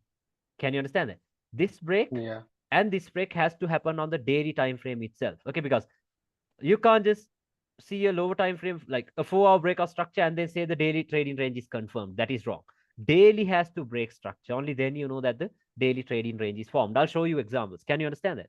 Okay, only then you know Yeah. the range expansion has yeah, retracement or expansion has started. Now let's say it started coming down and it turned bullish. Now remember, what did I tell you? I told you this should happen on the same time frame, right? This should happen Yeah. on the same time. This counter trend break, this could happen on the same time frame or else one time frame lower. One time frame lower. Okay, so now I'm simplifying the time frames for you. Okay, so this could happen on the same time frame or else one time frame lower. So for example, if you are looking at a daily range, if you're looking at the daily time frame for ranges, this break must happen on the daily itself. But this could happen on the daily or else on the 4 hour. Can you understand it? Or else on the 4 hour. Yeah. Okay. So now in simple terms, now ICT tells this to you in one because ICT trades support and resistance. Okay, but he has named it, given it different names. Okay, so ICT Yeah. tells you like when the market is bullish, okay, when the market is bullish, expect support to hold and resistance to be broken. So what is the resistance? We expect these to break, but we Lower high. expect these to hold. Can you understand that? Okay. When the Yeah. market is like, I'll tell it to you this way. When the market is bullish, do not look for strong highs. Look for strong lows only. Can you understand that? Only look for Yeah. strong lows. Okay. When the market is bullish, do not look for strong highs. Look for strong lows. Okay. Because strong highs are not going to hold in a bullish market. It will go through it because resistance will be broken. Okay. So then now this is when Asia comes into play. Okay. This is when Asia comes into play. After this breakout structure, what do you know? Daily bullish, counter trends bullish. It is the range expansion. So you know where the market is going to go next. Where? Into the external range liquidity. Can you understand that? So this is when Yeah. Asia comes into play. With every London Open, this is what we are expecting. Asia, London. Asia, London. Or as if Asia creates a strong low, what do you do? 4-hour time frame, London. This is when Asia comes into play. So intraday to swing, okay, we buy it here, close it out at the Asian high, leave the rest here. Buy it here, close it out at the Asian high, leave the rest here. Buy it here, close it out here. Can you understand that? Okay, so Yeah. Asia and ranges combined. I'll show you. Okay, so can you understand about the ranges? Do you have any question regarding this? No? I'll show you No. examples. Okay, so yeah, something like this is what happens. Okay, so and then I'll show you examples. Okay, I'll show you examples as well for everything I'm talking about right now. Okay. Same thing in a bearish market. Okay, same thing is what happens in a bearish market. What is the major breakout structure we have here? Bearish. Counter trend is also Bearish. bearish. So are you going to look for strong lows? No, you're going to look for strong highs. Okay, you're not going to mark Yeah. out POIs from here. You're going to mark out POIs from here because they are not going to hold. They are the ones that are going to hold. Can you understand? Because the market is bearish. So then how do we confirm a range? Let's say the market started coming down. And once you get a body closing below the previous range, then this turns into the high of the next range. Can you understand that? That turns into the high of Yeah. the next range. How do we know the high has created the low of the range? You have to get a bullish breakout on the same time frame. Once you get a bullish breakout on the same time frame, there we get the confirmation of the range. Okay? Then, yeah, let's say the market started moving up and it turned bearish. Now, what do you know? Major structure, bearish, counter trend bearish. Where's your next target? External range liquidity, right? That is when we know. Once Yeah. we get this break, this is when we know that the retracement is over. Okay. Now, are you going to say, oh, stop fund, breakout structure, let me buy it here? No, you're not going to do that anymore. Okay. So once again, this is when Asia comes into play. Now you know that the range expansion has begun. So with every London Open, you're expecting the market to drop maybe like this. Asia, sell. Asia, sell. Sell. Or maybe if Asia creates a strong high, I told you, a retracement into the 4-hour time frame, sell. If there is news, another sell. Maybe something like that. You're only selling it. When the range expansion begins, what you're doing is you're selling it. Okay, you will be selling it. Okay, so this is how we determine ranges. Can you understand that? Let me know. Right. So now, Yeah.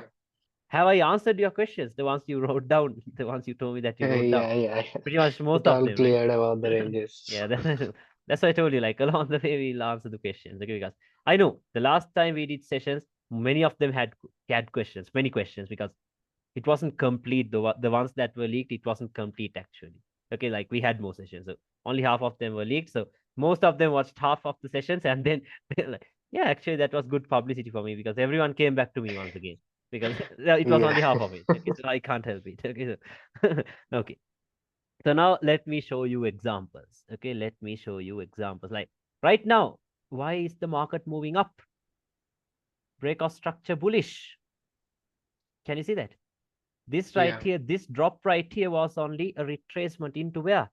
Into the strong low that was created on the 4-hour time frame. Look at this, top hunt, breakout structure, strong low. How do we know the low has created the high of the range? Bearish breakout. Can you see that? After you Yeah. get this bearish breakout, you know that a range was created from here to here. Yeah. Then you know why it is coming down. Why? That is to take out the internal range liquidity, the swing lows. Okay. So within a lower time frame range, what do you look for? Higher time frame point of interest. So on this 4-hour strong low, what's the higher time frame point of interest you had? On the monthly, you had a rejection block. Yeah. See that? There we go. You had a rejection block on the monthly. So where did price come into? Came down, took out the internal range liquidity, tapped into the monthly rejection block. Now it is moving up. So now what are we going to do? We're going to buy it until this high gets taken out. Can you understand that? That is what I am Yeah. expecting currently. We're going to buy it until this high gets taken out. Okay, I'll buy it. I'll buy it. Okay. But then again, are you going to wait until they clear out the internal range liquidity and for all that shit to happen?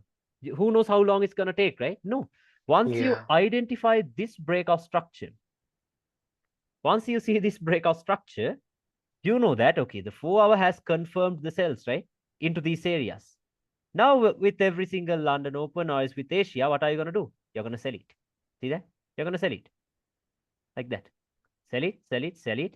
But once we get here, we're not going to look for sells anymore. Why? Internal taken out.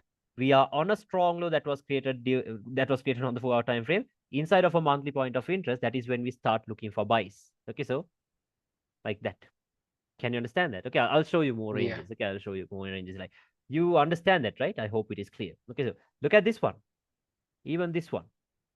See, stop hunt, breakout structure, strong low. How do we know the high was created? After this breakout structure. See that? Break, Yeah. low of the range, high of the range. Maybe this was the internal range liquidity that was taken out, and boom, goes into the external range liquidity. Yeah, same exact thing. Okay, so the only thing you have to do is understand the ranges. So let me show you a very clear example of a range. Yeah, let's go to the. Okay, let's talk about the previous, not the previous one, the one before the previous one, the range we had. Okay, look at this. First thing, what did I tell you to identify the major direction? What do? We focus on the major breakout structure, right? So what's the major breakout Yeah. structure we have here?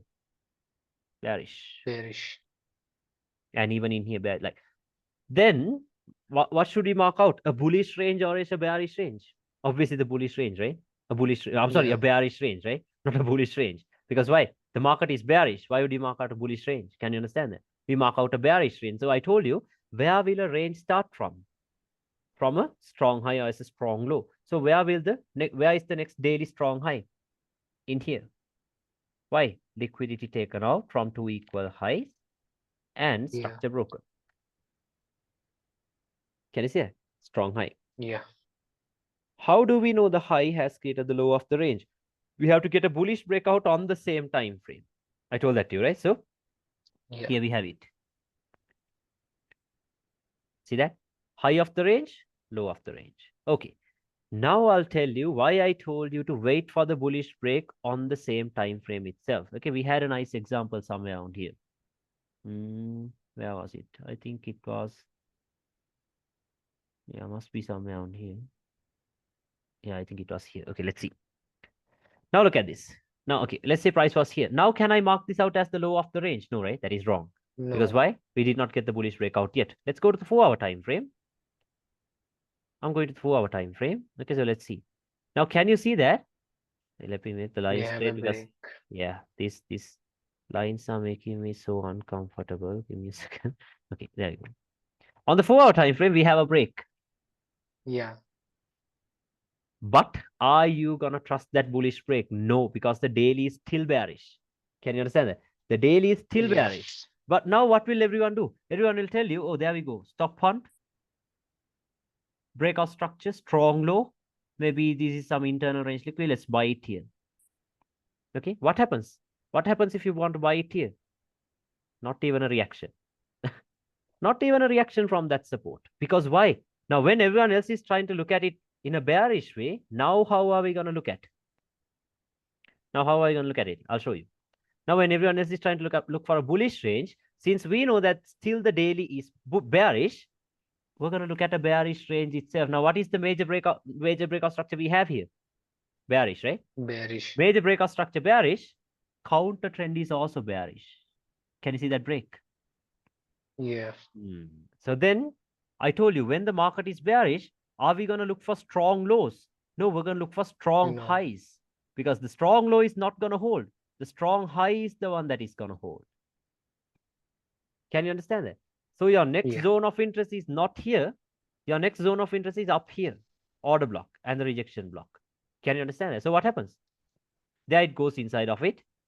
This is when you are interested in taking sells. So I was waiting for this rejection block to pay out, honestly, because I missed it. See that? Came very closer to it. And where is Yeah. your final target? All the way down here, right? What happened? External range. See that? Now, did you see what happened? That's why I told you, wait for those breaks on the same time frame. Okay, but look at this one. Once the daily turned bullish in here, there we get the confirmation that the daily wants to go higher. Can you understand that? Then we Yeah. get the confirmation that the daily wants to go higher. Now we can mark out 4-hour bullish ranges because why? Daily has already confirmed the bullishness, right? Daily has also confirmed the bullishness. So how can we buy this thing now? Once again, just that simple logic I told you about. High highs, high lows, high highs. What will everyone expect? High low, high high. What Yeah. are we expecting? A manipulation of this low, right? Now, just because right below this, we have an imbalance. Are we going to use that without checking the higher time frames? No. Let's go to the daily. What do we have on the daily? Right below this, we have the order block. As a resistance broken, it turns into support. See that? We have that. Yeah. Okay, so we have some liquidity right here. So what happens? Look at this. Okay, wait. There it goes. Can you see the reaction? Where Yeah. is it coming from? Do you think anyone will have an idea where it's coming from? No idea, right? Look at that. Taps, and there it goes. Flies. Can you understand that? Okay, so that's why I told you to wait for those breaks on the same time frame. Now you get it, right? Now you get it. Now, Yeah. the reason why I told you that, now you see the reason why. Okay, so now I'll show you more trades. Okay, now look at this. What did I tell you? Within a lower time frame range, what should we look for? A higher time frame point of interest, right? Now, daily range, Yeah. let's go to the weekly. What do we have on the weekly on the daily strong high? A resistance, right? Can you see that? A resistance or Yeah. else a rejection block. Okay, so we have the rejection block. So now what can we do? Now, since this is a daily range, what time frame can we use for breaks? I told you we can use one time frame lower, right? I told that to you. So now we can use a Yeah. 4-hour time frame. Now, can you see what the 4-hour did? The 4-hour got into this point of interest. Okay, the 4-hour did get into this zone of interest. Now, in here, are you going to take this as a breakout structure? No, that's wrong. No. Okay, so wait. So now what happened? The 4-hour has tapped into the weekly point of interest, and the 4-hour did a stop hunt and gave us what? A major breakout structure. After tapping into a weekly zone. Now what do you know? Daily is bearish, which means the major breakout structure is bearish. The counter trend has also turned bearish. Can you see that? Bearish. So what is it? The range expansion. It is the range expansion, right? Are you going to buy it anymore? No. No. With every single time it goes up, you're looking for sells. Okay, you are looking for sells. That is what you could do. Okay, so in here, of course, like after this bearish breakout structure, I was still looking for sells, but yeah, we did get some buy moves in here. Okay, we did get some buy moves in here, but now I did get stopped out in here. Okay, with this news candle, because I'll show you. I thought that, because the thing is, in hindsight, I can explain everything to you, right? Because it has already gone. It's already played out. Okay, but when you're looking at it in real time, nobody knows what's gonna happen exactly, right? So this is Yeah. what I thought. I thought, okay, maybe this is the strong high. See there? Liquidity taken, structure broken. Okay, I thought this was the strong high. This was the internal range liquidity, and no higher time frame price. I think it was a H1. Yeah, on the H1 we had a resistance. See that?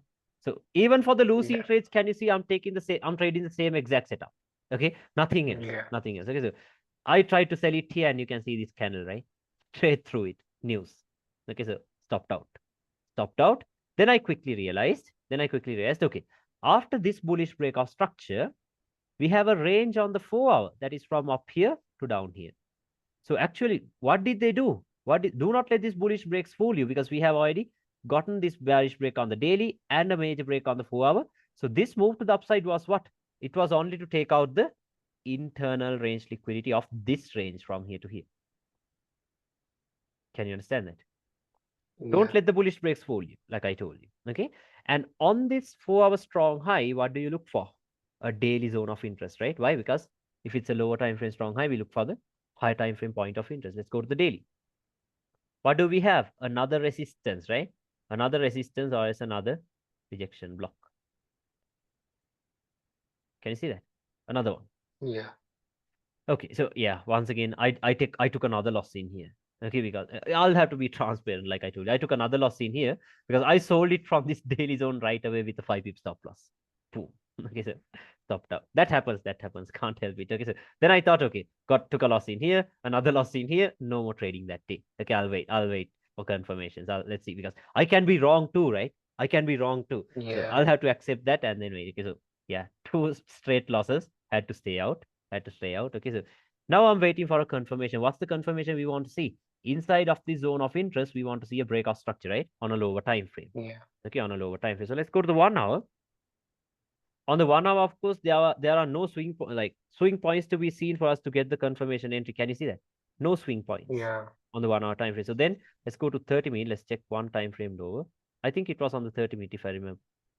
Yeah, on the 30 minute. What do we have? What do we have on the 30 minute? We have a swing low. So now, if this breaks, we get the confirmation of the daily range. If not, it'll just keep on going higher maybe. Okay, so let's wait. Yeah, I sold it here and another loss. Okay, let's see. There we get the break. Can you see that? Break. Yeah.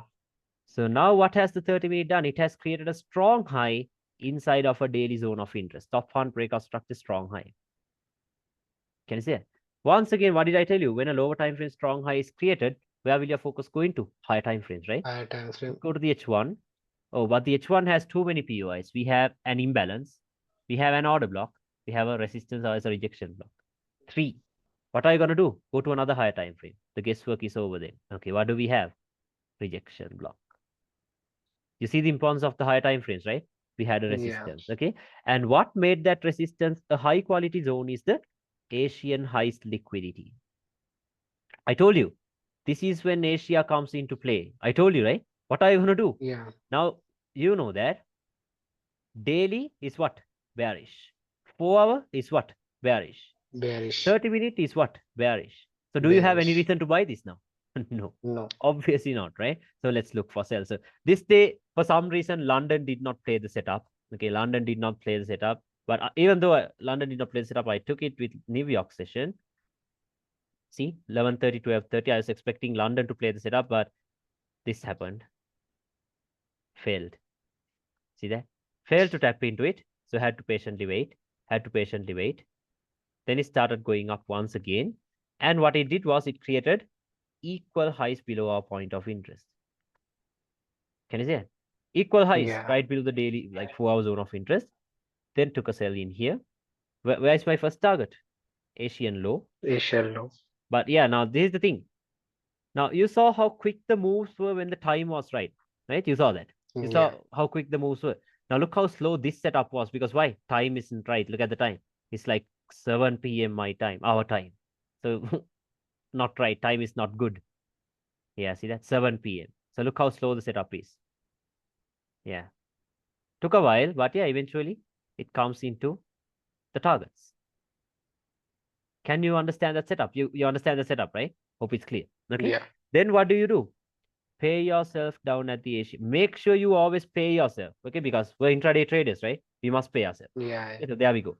Pay ourselves and then leave the rest into the 4 hour external range liquidity. Can you understand that? Into the 4 hour Yeah. external range liquidity because 4 hour internal range liquidity is now taken out in here. So now they will come back down for the 4 hour external range liquidity, right? It come back down for the 4 hour external range liquidity. Okay, leave it out like that. And then once again, you can see that we have a major breakout structure that is bearish in here. Can you see that? Okay, so then again, above Asia, what did we have? Let's check. Let's go to the 4 hour time frame. Above Asia, we had a rejection block in here. Can you see that? See that? Right above Asia, we had a rejection block in here. But if you go to the daily resistance is here. Can you see that? We had a daily resistance in here. So what would you choose? Daily or the 4 hour? Daily. Daily. Okay, yeah, we're going to choose the daily. Okay, and then yeah, I did a slight refinement of this into some imbalance. Yeah, there we go. Doing a slight refinement of this daily zone into the 1 hour imbalance. Can you see it? A slight refinement of it into the 1 hour imbalance. And what makes that level the high quality level is what? Asian highest liquidity. See, now we have the classic setup in play. Asia. Okay, ranges are clear. Timing 11:30, 12:30. Can you see, like, we're doing the same thing again and again, okay? Yeah. Sell it like this. Okay, we're going to sell it like this. And then where will we place our stop loss? Around 5 pips. Where is our first target? Asian low. Now look at the difference between these two setups. You saw how long this took. For this setup to come from here down into the Asian lows, it took almost 12 hours. Because why? Timing wasn't good, right? But look at this one. Yeah. When time is right, 11:30. Right at 11:30. Can you see that? right at 11:30, a manipulation of Asia, then what happens? Done. See, when the time is right, that is how quick the setups are. That is how quick the setups are. You're done. Okay, so then what do? Pay yourself down at the Asian low, leave the rest into the external range liquidity. Forever. Can you understand that? I told you. I told you Yeah. what to do with every Asian. Okay, so Asia, sell. Like, see, this is the same exact thing. Asia, sell. Asia, sell. Okay, we're going to continue. We're going to continue with this. Okay, so let's wait now. Melting, melting. Now, another thing. Now, do you stress about marking out order blocks or anything in here? No, we don't care about No. this side anymore. We only care about this side. Now you see that, right? Now you see this. Okay, Yeah. we don't stress about this side. Why should we, right? The market is bearish. Why should we look for buys? But most people will tell you, oh, look at that. That's a strong one. Because why? Look at the move after it. That's a strong order block, right? With a huge imbalance. Who cares, right? This is not gonna hold. Anyway, because the market is bearish. Okay, so let's wait. Now you see that, right? So those are wrong, actually. Very wrong. Okay, because you can't do Yeah. that way. Okay, so let's wait now. Once again, it runs into Asia. Oh, I think we had no setup this day because Asia created a strong high. Can you see that? Stop hunt, breakout structure. So Yeah. where will our focus go into? 4 hour. What do we have on the 4 hour? I told you, order block or as a rejection block. I told you, right? It happens all the time. Order block or as a Yeah. rejection block will be created. Sometimes only a rejection block, but sometimes both of them. But yeah, you know what to do when there are both of them. So there we go. Now, same exact thing. At what time of the day are we expecting price to get here? 11:30 or else 12:30. 12:30. Okay, so 11:30 or 12:30. But no, it did not get here. But just because London opened here, am I gonna buy it? No. I told you, No. right? This setup right here is a good setup to go with only when the market is what? Bullish, not bearish. Now, all the time Yeah. frames are bearish. Am I just gonna randomly buy it with London? No, that's suicide because London will somehow continue down. See that? You see what Yeah. happened? Okay, so you understand that, right? So you have to be flexible. Just because I told you if it runs below Asia, you have to buy it. You're not going to do that when the market is bearish. Okay, so understand that. Okay, so no trades this day. Let's wait. Because if the setup isn't clear, there's no point of forcing it, right? No point of doing that. Yeah. Okay, so just wait. Just wait. Okay. Once again, it runs into Asia. Okay, so let's see how we could have taken a trade this day. Okay, what has Asia done? Asia has created a strong high. Strong high. Liquidity taken. That same exact setup. Breakout structure. Now you know where everyone else will sell it from, right? When it goes up. The order block that broke structure. Yeah. The supply that broke structure. The trend lines from here. Are we going to do this? No. No. We know what is this? This is internal range liquidity. And above it, what do we have? A resistance. See that? A resistance. Yeah. Okay, then what we could do is sell it. Okay, we can sell it. Stop loss where? Above the strong high. 4 pips. Where do we target?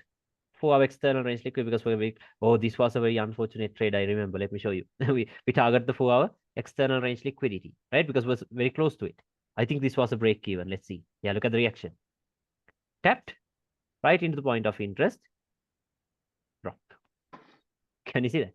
Dropped. Yeah. Okay, but I moved it to break even, and then yeah, this happened. This happened. Okay, so break even. Didn't even pay myself. Okay, so break even.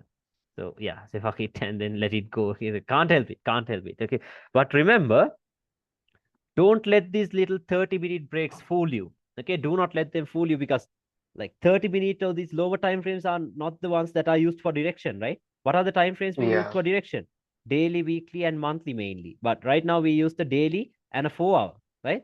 The daily is bearish, Yeah. 4-hour bearish, 30-minute bearish. So do not let the bullish moves fool you. They're only going up to collect some buy stops or something, right? To fuel the move once again to the downside. So before that, they have to take some buy stops, right? They have to take some buy stops. So let's see where they're going to stop at. Where are they going to stop this at a strong high, right? They'll stop this at a Yeah. strong high. So once again, on the 1-hour time frame, what do we have here? A strong high. Stop hunt, breakout structure, Breakup structure. high of the range. How do we know the high has created the low of the range? Bullish breakout structure. See that? Then high of the Yeah. range, low of the range. Why are they moving up? That is to take out the internal Internal range range. liquidity. What's the internal range liquidity? Swing highs, swing highs. Can you understand that? Okay. Yeah. So within a lower time frame range, what do we look for? A higher time frame point of interest. Okay. So let's go to the daily. What did we have? We had a rejection block in here, daily rejection block in here. But the thing is, like 4 pips away from the daily rejection block, we had a 4-hour rejection block as well. Can you see that? Yeah. So now they're very close to each other, right? So what can you do? Wait for a reaction from the bottom one, snipe it from the top one. Can you understand that? Snipe it from the top Yeah. one. Okay. So now let's wait. Let's wait once again. We know that now they're moving up to take out this internal range liquidity or something. So let's patiently wait for this day. Okay. There we go. Asia. Is the Asian low a strong low? No, right?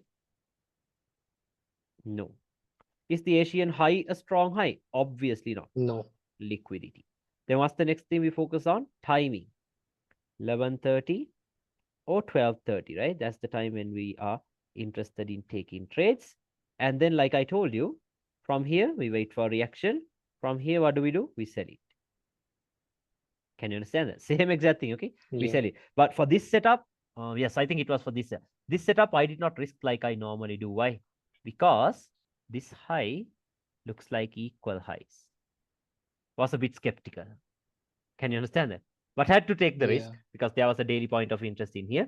But I saw this and was a bit skeptical because almost equal highs. Okay, so yeah, stop loss goes above these rejection blocks. Okay, so not 3 pips once again, because with spreads you will have to always factor it. Okay, like this. And where do we target? We target the Asian low. Can you understand setup? Same exact setup. It's the same exact setup. Okay, Yeah. so what happened? Wait, wait. 11:30. Look at that. Right at 11:30 on the dot. Look at that. A manipulation of Asia into the daily zone of interest. So no trades from here because it did not give us any reaction from here. But from here, there we get the trade. Then what happens? Look how quick the move is when the time is right. Done. For 54 pips, how long did it take you? It's 1 hour, right? Yeah, just 1 hour.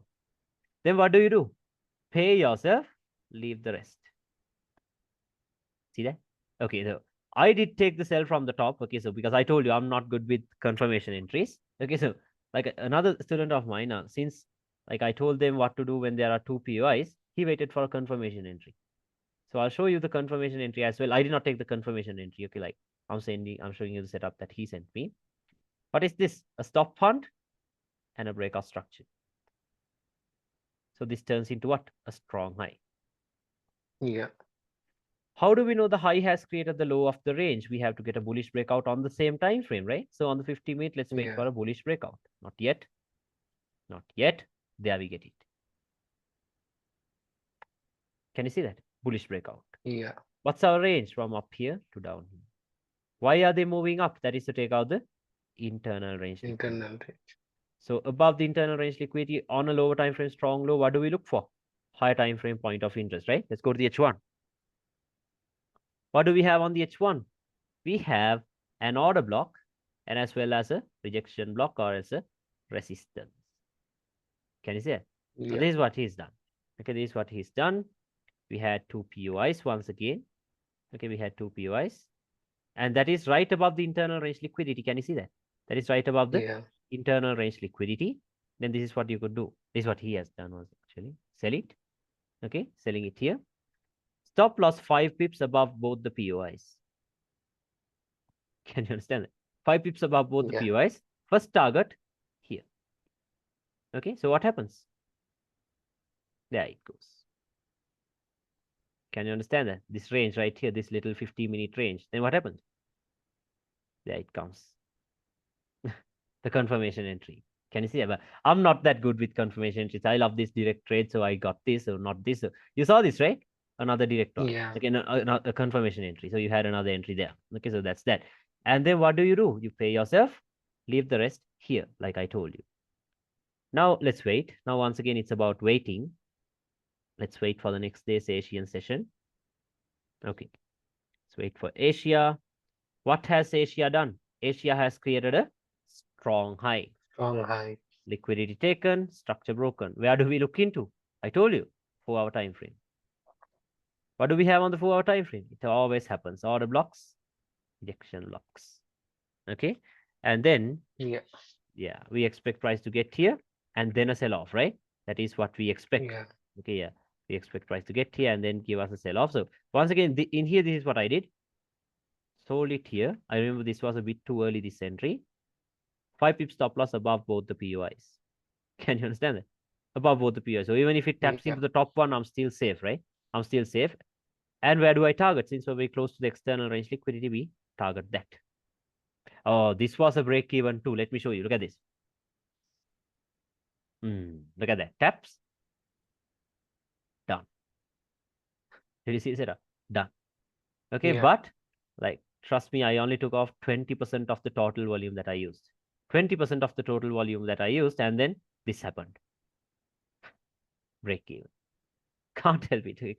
That's why you should always pay yourself. Okay, but that's fine. That's fine. It'll always go up because it took out the 4-hour external range liquidity, so they have to go back up. But then, after it breaks out of the 4-hour range, where is your next target? The daily range that is all the way down here. Can you understand that? Yeah. The daily range that is. Now remember, this is not 95% of my account. Okay, this is not 91%. This is not 97%. No, because am I leaving full volume? No. Okay, so no. Anyway, I'm not gonna do that. Okay, so because who knows, right? Who knows if it's gonna really come here or not? For sure, we don't know. Okay, the only thing we know is Yeah. our technical analysis. It says us that the price is gonna get here. Okay, so look at the move then. Okay, so what happens? Right into the melting into the external range liquidity.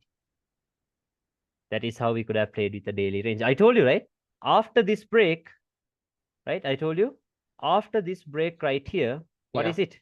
What is it? Asia sell, Asia sell, Asia sell. Asia creates a strong high, you sell. I told you this is the one that's going to happen, right? So, isn't that what happened? Yeah.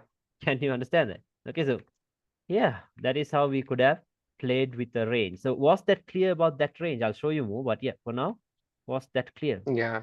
Yeah, okay. And you see this, right? We're not going to mark out ranges on the 15-minute and then play with that. No, ranges are used for direction. Okay, ranges are used for direction, not for entries. Okay, sometimes for Yeah. confirmation entries, but mainly ranges are used for direction. So ranges must be marked out on a daily or else a 4-hour. Okay, daily, or if the daily isn't clear, it can be on a 4-hour. Okay, but remember, always base your trades on the higher time frames. Okay, higher time frames. So yeah, let's look at another one. Yeah, I'll show you another range. Then let's do a top-down analysis. Okay, first thing, to identify the major direction, what do we look for? Yeah, after this, okay, now we're talking, I showed you what happened here. Now let's look at another range. So after we identified, to identify the major direction, what do we look for? Major breakout structure, right? So what's the major breakout structure? This. This. So this can be the high of the next range, right? Yeah. But can you ignore the fact that this is a strong high as well? This is a Yeah. strong high as well. See that? Stop fund, breakout structure. So is the range from here or is from here? This is a strong high, right? Price can react to this too. So this will be the high of the range, not here. Okay. High of the range. I told you it always starts from a strong high. So how do we know the Yeah. high has created the low of the range? How do we know that? We have to get a bullish breakout Bullish on the breakout same structure. time frame. Yeah. So here we got the bullish breakout. See that? Lower lows, lower highs, lower lows, break. Now we have a range from up here to down here. So if this is the range, why is it moving up? That is to take out the internal range liquidity. Can you understand that? Okay. Now Yeah. let's go to the 4-hour. Yeah. Now this is why ICT tells you not to marry the idea. Okay, because once you just stick to an idea and not be flexible, this is what happens. Okay, I'll show you what happens. I got a very nice entry, but I had something else in my mind, so I closed out everything. Okay, so now this day we had news. Okay, we had news coming. So what is it? Let's see. Let's check. This was Tuesday, 13th of September. Let's check. 13th of September. September 13th. What do we have? CPI, 6 p.m. Is it safe for us to trade London? No. Right? No. Not safe for us to trade London. Let's trade New York then. Okay, so New York opens at 4:30. That's the kill zone. Session is at 5:30. That's the New York session. Okay. At this time of the day is when we are trading. So now we know obviously London is not going to do the major move. And can you see what Asia is doing? Building up liquidity for news. See that? Patiently wait. Yeah. Okay, patiently wait. But just because London went above Asia, can we expect this to happen? No, news. No. Okay, yeah. So patiently wait. Now what happened was, now this is what I had in my mind. You saw this, right? You saw what I marked this one out as the daily internal range liquidity. You remember Yeah. that, right? Yeah. Now, above this London high that was created in here, on the 4-hour time frame, okay, on the 4-hour time frame, above this London high, what did we have? We had a resistance. Can you see that? We had a resistance. Yeah. Like we have this formation once again. Can you see that? Strong high, okay? London high's liquidity right below it. So we can expect price to tap here and then fall. So this was my thought process once again. I thought, okay, maybe it might tap into the 4-hour, fall back down, take out the Asian low, and then go back up for the daily internal range liquidity. That is what I had in my mind. Okay, so this is what I did. Now they're building up liquidity, London highs liquidity, because you saw this, right? There's news, so we can't trade it. So what I did was sold it here, okay, from the 4-hour order block, targeting the Asian low with a 5 pip stop loss. Okay, this is what I did. This was where I set my TP at, because I was very sure that this was going to get taken out, the daily internal range liquidity. Okay, my only target for news was this. Okay, so look what happened though. Okay, there we go. Time is perfect. Can you see what happened at that time of the day? Yes. Right at New York Open. See that? This is how you could play with time and price. Right at New York Open. Now look at this. Okay, so my TP was set here. My TP was set here, and then look at that. News. So my TP was set here. Instantly regretted it because I closed everything at 58 pips. Look at the move. A total of what? A total of 184 pips. I missed more than half of the move. Okay, closed out everything here because why? I didn't know the direction. So without knowing the direction, I can't leave runners, right? I can't. Okay, Yeah. so I closed out everything. And then now we have to be flexible. Okay, now this is when we have to be flexible because look at this. The major range we had was bearish. Counter trend also turned bearish. Can you see that? Yeah. Now, what is it? The range expansion, right? Now, are you going to say, oh, there's still some daily internal range liquidity here. Let me buy it until that gets taken out. No, you're only going to sell it. Okay, you are only going to sell it. Then, yeah, you can just backtest this price action and see. From here, we got a little pullback. From where? Once again, look at this setup. What is this? Strong low, Asian lows liquidity, like this, and the support. Yeah. Okay, so what happened? Look at this. Can you see the buy? A buy. Okay, a buy, and then it's gonna fall off from this daily order block right here. That was created on us. I told you, right? When a lower time frame strong high is created, we go into the higher time frames to check our point of interest. I told that to you, right? Now, if you go to the daily, Yeah. we had an order block in here. Okay, we had an order block in here on the 4-hour strong high. So yeah, they tapped right into it. And then it started falling once again. So you can see you can sell here. Once again, this day we had Asia creating another rejection block. You can sell it here, all targeting where? The external range liquidity of the daily time frame. So what happened? Can you see what happened? That is how you could have Yeah. played with a range. Okay, that's how you could have played with a range. So was that clear? Was that clear about that range? Hope that was clear. Yeah. Okay, so you have to be flexible. Okay, you have to be flexible. And once again, if you do not know the targets, don't leave runners. There's no point of doing that. Okay, so but in here, of course, I regret it because you saw the move, right? Because I had my entry Yeah. from here. I could have held it all the way down Big here. move. A 300 pip move. I closed it out at 50 pips right here. Okay, so shit happens, man. Can't help it. Okay, so that's that. Okay, so are you clear about the ranges? Okay, I hope you're Yeah. clear about the ranges. Okay, now I'll tell you what to do on the higher time frames. Okay, so now it's like this. Okay, so every single new month, okay, every single new month, I'll show you examples on gold. Every single new month, you have to look into the monthly time frame. Okay, every single new week Okay. you have to look. Yeah, like you can watch the session later and then take down some notes. Okay, so right now I'll tell you remember every single new month you have to look into the monthly time frame. I'll tell you why. Okay, because you don't have to look at the monthly every single day, right? Because it takes 30 days to make one of these. So what's the point of looking at it every single day? There's no point. Okay, so the monthly is like a 1 day time frame. You only have to look at it once a month. Okay, so on the monthly, this is what you're going to do. You're not going to mark out ranges or do any of that. Okay, on the monthly, what we're going to do is we're going to mark out the next point of interest. Okay, let me show you what I mean. So what do I mean by the next point of interest? Where will the next monthly candle open? In here, right? This where Yeah. when it opens here, what's the next point of interest? Order block.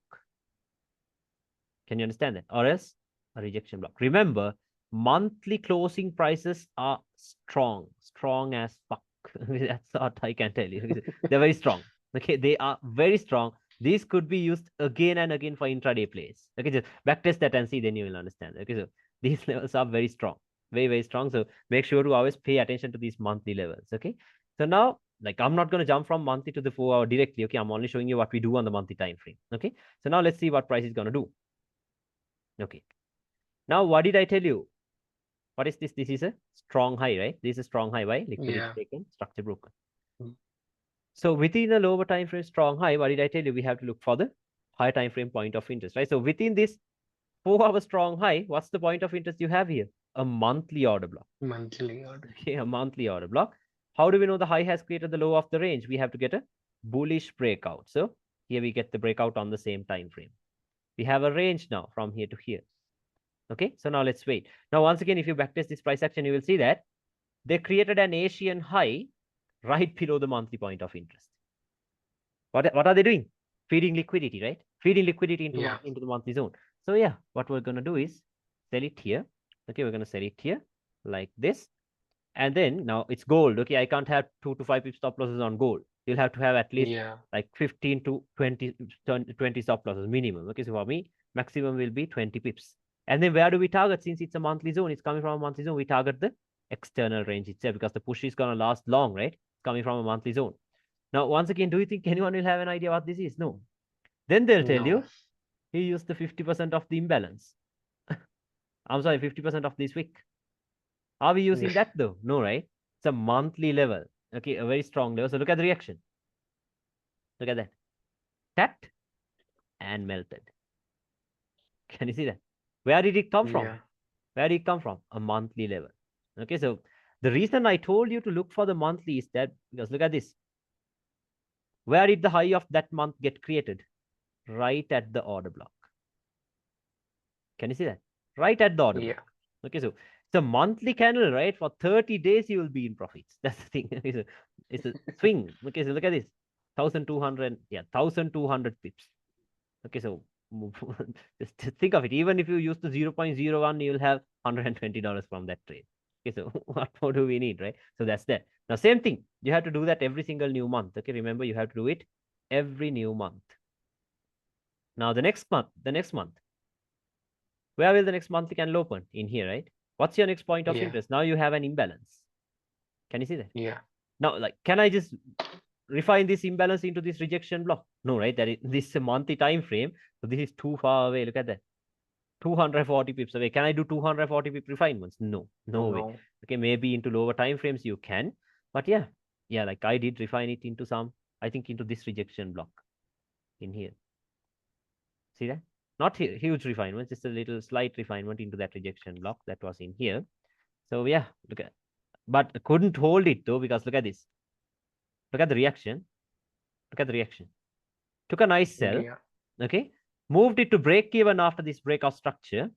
It didn't even take profits because I know that price is gonna get here. Then this happened the next day. Stopped me out at break even and fell from the same point. See that? But the point is, where did the high of that month get created? Right at the imbalance. Can you see that? Okay, so Yeah. you're swinging, you're doing intraday trades, you're doing all of it. Okay, so that's why I'm teaching you this. Okay, so you can do anything with this. So look at this. This is like one of the cleanest entries I had. Where will the next monthly candle open? In here, right? What is your next point of interest? Rejection block now. open close levels. Can you see that? Yeah. My entry was even better because I refined this monthly level into a 4-hour order block. Can you see this? Monthly level refined to a 4-hour SBR or an order block. See that? Yeah. Right here. Okay. So like that. And like, because why are we doing that? Because on a daily, I told you on the daily, we can mark out we can mark out ranges, right? We can mark out ranges.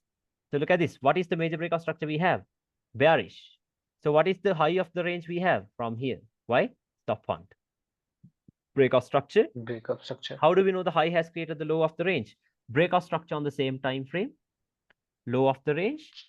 So within a lower time frame trading range, what did I tell you? We have to look for the higher time frame point of interest. So your daily POI, I'm sorry, daily range is from here to here. We had a monthly POI in here. Can you understand that? Okay, so look Yeah. where the current sell is coming from. Okay, the major sell, look where it's coming from. Look at the entry, okay? Look at that. Can you see it? Taps and Sniper melted. entry. Okay, yeah. Now I told you, since this is a daily range, for you to see the counter trend breaking, what can you do? You can look for one time frame lower, right? Now look at this. The 4-hour tapped into a monthly zone, instantly broke structure. Yeah. So what are you going to do? From this breakout structure onwards, are you going to look for buys? No more buys. No. Sell. Because range expansion, right? So if you take a sell here, where is your final target? External range liquidity. Can you understand that? Okay, so how Yeah. many pips is that? Look at this. 1,260 pips. Is that enough? Okay, so more than enough, right? That is more than enough. Once again, like I told you, if you use the 0.01, you have $120. Okay, so All for the month. yeah, like anyway, you're not going to use a 0.01, right? You're going to use a high left side. So yeah, this is possible. Like you see this, right? I'm showing you the same thing again and again. Okay, so I can't make these things up, right? So just back test and study. Okay, so last week I had a nice entry on gold. I was so lucky to close it out properly. Look at this range. Strong high. Can you see that? Stop hunt, breakout structure, high of the range, low of the range, bullish breakout. Okay. Why are they going up? To take out the internal range liquidity. Above the internal range liquidity, what did we have? Resistance. Look at the entry. Take a sell here. Where do you target? External range liquidity. That is here. Can you see what happened?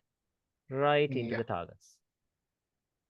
Right into the targets. Okay, so that is how we can play with the ranges and all that stuff. Now, for some reason, it is going up. Okay, so it is going up like this from here. So I'm expecting price to get into these areas, at least into a weekly resistance once again. Can you see that?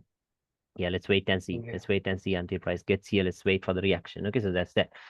Okay, so can you understand this stuff so far? We Yeah. did not do the top-down analysis yet. Okay, so yeah, now I'll tell you how to do the top-down analysis. Okay, because I showed you all the stuff that needs to be seen. Now let's look for the top-down analysis and end this. Okay, so your questions are cleared, right? Most of them. All of them, I Most think. of the clear. Okay. Last is top down Yeah, analysis. let's do the top-down analysis. Okay, so I don't know how I started the previous one because I'm pretty sure the sessions that were leaked, that was like 1 year ago, I guess, right? More than 1 year ago. Yeah. Okay, so let's see. These ranges we already went through. Let's look at some old one. Yeah, look at this. Let's look at this one itself. Okay. So now it's like this. Remember, now you know what to do on the monthly time frame, right? You have to do that only once a month. Only once a month. Okay. Yeah. You know what to do on the month. Now the weekly time frame is very important. Okay. So on the weekly time frame, what we do is first thing what we do is we look for the most recent major breakout structure. Okay. On the weekly time frame, we look for the most recent major breakout structure, and that has to be done on a line chart. Okay. Remember that very well. That has to be done on a line chart. The most recent breakout structure that has to be checked on a line chart. So what do we have? Bearish, right? Right. So does it make Yeah. any sense for you to buy it here? No, right? Look at these. All the No. toes are getting broken. Okay, so yeah, that is what that's the first thing we check on the weekly. And the next thing we do is we look for the next point of interest like we did on the monthly time frame. So where will the next month weekly candle open? From here, right? What's your next Yeah. point of interest? We have the rejection block, the open close level. Can you see that? Okay, we have that. Yeah. Now remember, you might not have this all the time, so don't try to force it. Okay, don't try to force it. If it's not there, it's not there. That's it. Okay, just jump one time frame lower once again. Okay, so there we go. Now you know what to do on the monthly and on the weekly. Okay, then what we do is we go to the daily. On the daily is where we start marking out the ranges. Okay, remember that very well. On the daily is where we start marking out the ranges, and those ranges must be based on the weekly breakout structure, because if the weekly shows us a bearish breakout structure, we're going to mark out a daily bearish range. Can you understand that? Okay. If the Yeah. weekly shows us a bullish breakout structure, we're going to mark out a bullish range on the daily. Can you understand that? Okay. So that is how we Yeah. can do that.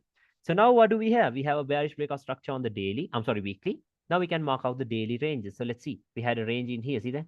Stop font and a Wait, minor break in check. here. I think, yeah, I don't know.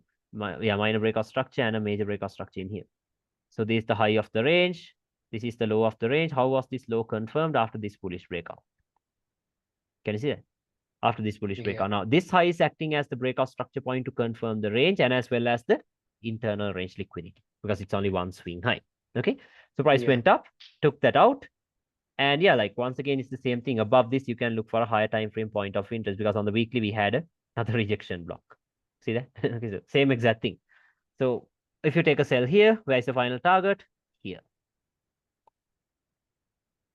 See that? Right here. Yeah. So now what do we do? Once you get a break below this low, you know that a new range is created, right?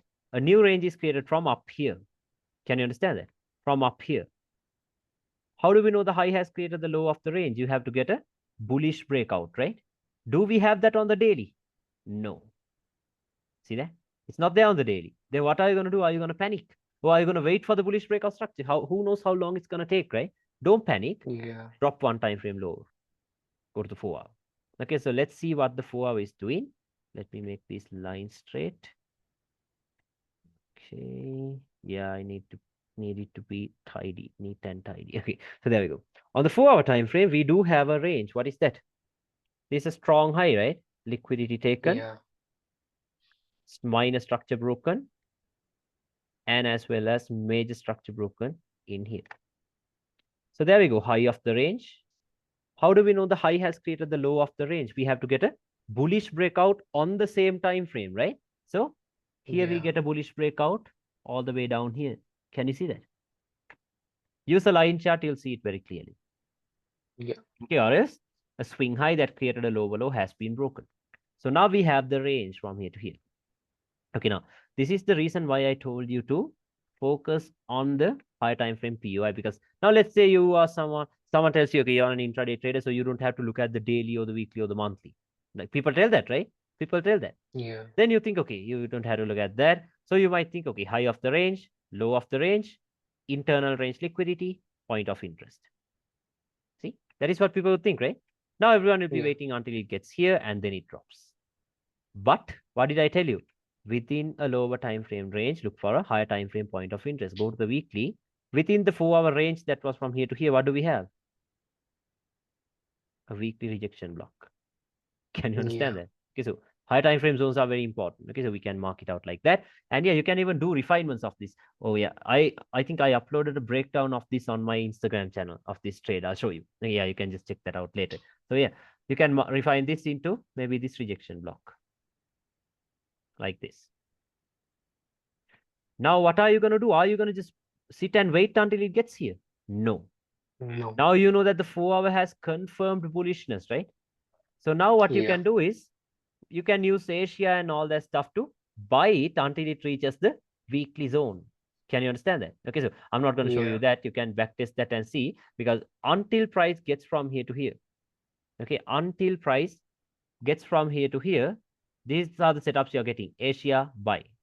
Asia, buy. Then what you get is Asia, sell. Asia, sell. Asia, sell until it gets here. This is what you're getting. Okay, just backtest that and see. Backtest this price action for sure. You will see what's happening here. And also on the daily, another thing to do is you have to look for the next point of interest, like we do on the weekly or the monthly. Okay, so the 4-hour has confirmed bullishness, right? So now you can look Yeah. for the daily point of interest. What do we have? We have an order block and a rejection block as well. Okay, so you can Yeah. see the reactions from these levels later. Now I'll show you the trade that I was going to show you, the sell from here. Okay, so from here onwards, you know what to do, right? Mark out Asia, wait for timing, you buy it because why? 4 hour has confirmed the bullishness. Okay, so let's wait and see what's happening. Okay, yeah, just check out this price action. Okay, backtest this price action for sure. You will see what's happening in here. Okay, so let's wait. Yeah. Yeah, see this liquidity taken out. I think it was a 4 hour, yeah, rejection block. See that? Liquidity taken out into a 4 hour zone. Look at that. Taps starting to go higher. Patiently wait. Now we are reaching our zone of interest that was on the weekly. And yeah, look at this. Asian high, a high that was created at 7:30 a.m. See that? Obviously Asia. London open, Yeah. 12:30. Okay. Asia taken out into London into a weekly zone of interest. And then we wait for the confirmation. Why do we wait for the confirmation on the 4 hour, on the 1 hour? It's a 4 hour range, right? So we can wait for the Yeah. 1 hour. Okay, so what happened? There comes the 1 hour break. Stop font and a breakout structure. Now what do we know? 4 hour bearish, 1 hour bearish. What is that? Range expansion. Are you gonna buy it anymore? No, sell. No. Until it comes into the external range liquidity. Now we get the confirmation on the 1 hour time frame. Go to a lower time frame to get our entries. Okay, let's go to the 50-minute. Yeah, by now you should already see the entries because you know what we do. How do we know the high of the range has confirmed the low of the range? We have to get a bullish breakout, right? So let's wait. Yeah. Okay, so there we get the bullish breakout. Okay, there we get the bullish breakout, high of the range, low of the range. So now can you show me the setup already? Why is price moving up? That is to take out the internal range liquidity. Internally. So what's your internal range liquidity? Swing high, swing high. Mark that out. Can you understand that? Two swing highs. Yeah. So above that, what do you look for? High time frame point of interest. What do you have? H1 resistance. Or else use a line chart, you're getting this setup. Yeah. Boom. You know what happens when this setup forms. Okay, it will melt. It will. Okay, for sure it will. Now let's wait for the right time. Okay, so let's wait for the right time. Now, can you see this is too late in the day, right?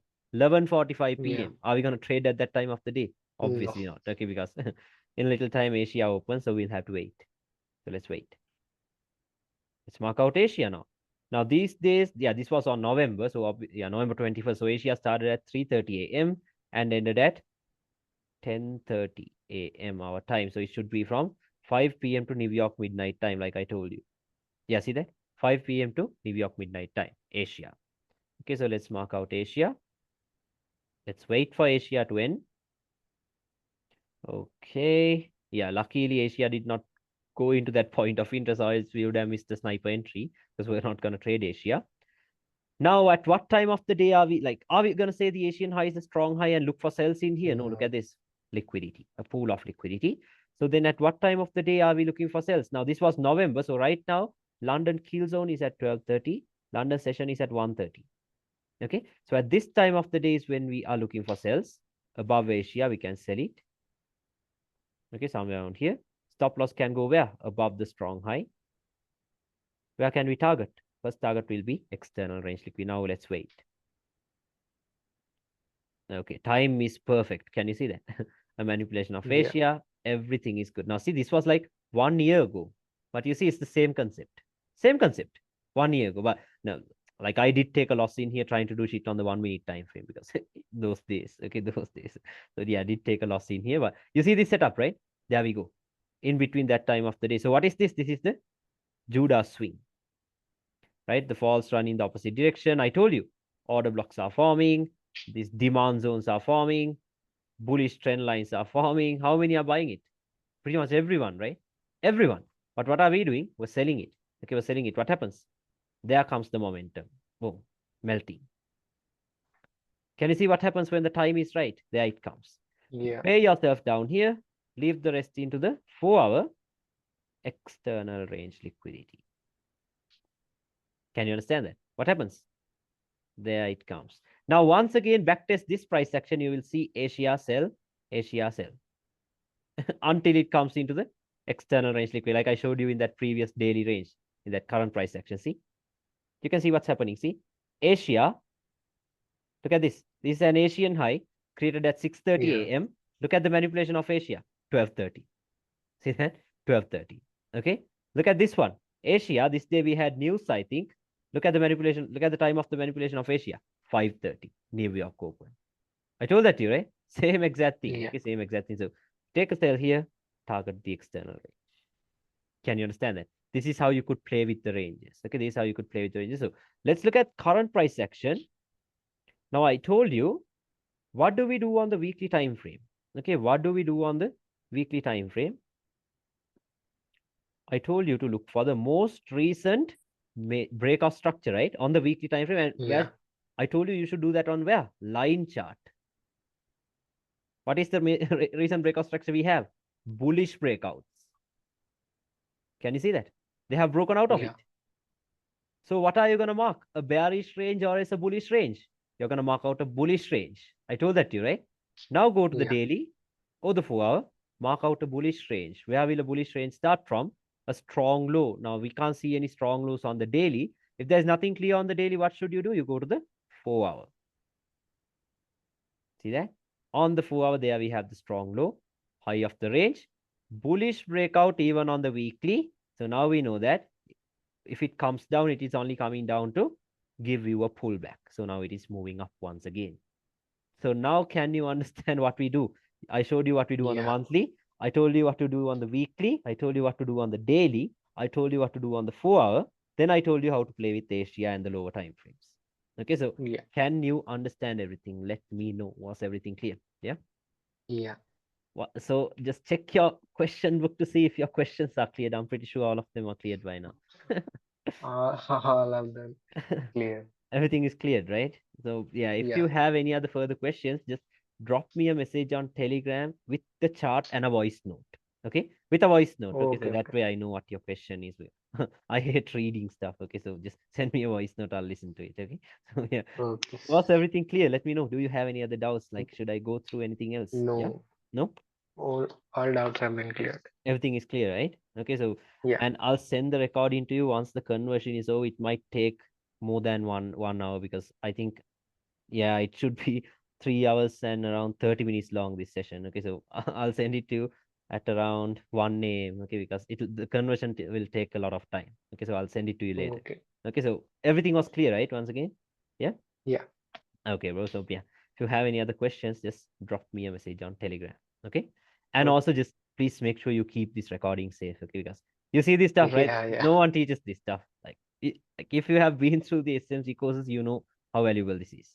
Okay, so I've been through 20 courses of SNC. so that's the thing. Like, did you see anyone teaching these concepts? No one. No No, one. this is No one knows different. what time and price is. No one knows how to Yeah. combine like support and resistance with liquidity. Like you saw how powerful that is, right? Like a Yeah. completely different approach to smart money. Okay, so keep the That's why I recording took safe. the course. Like, it's worth it, right? Even the league videos. Yeah, like the leaked ones, just completely forget them. Okay, just stick to the new model because Yeah. in the leaked ones, you saw how we used the lower time frames, and that was really messy.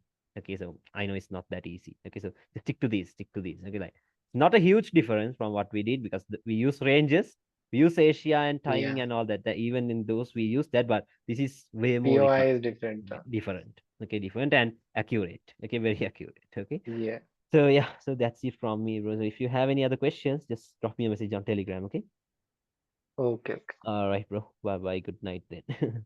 Good night. Okay, bye bye.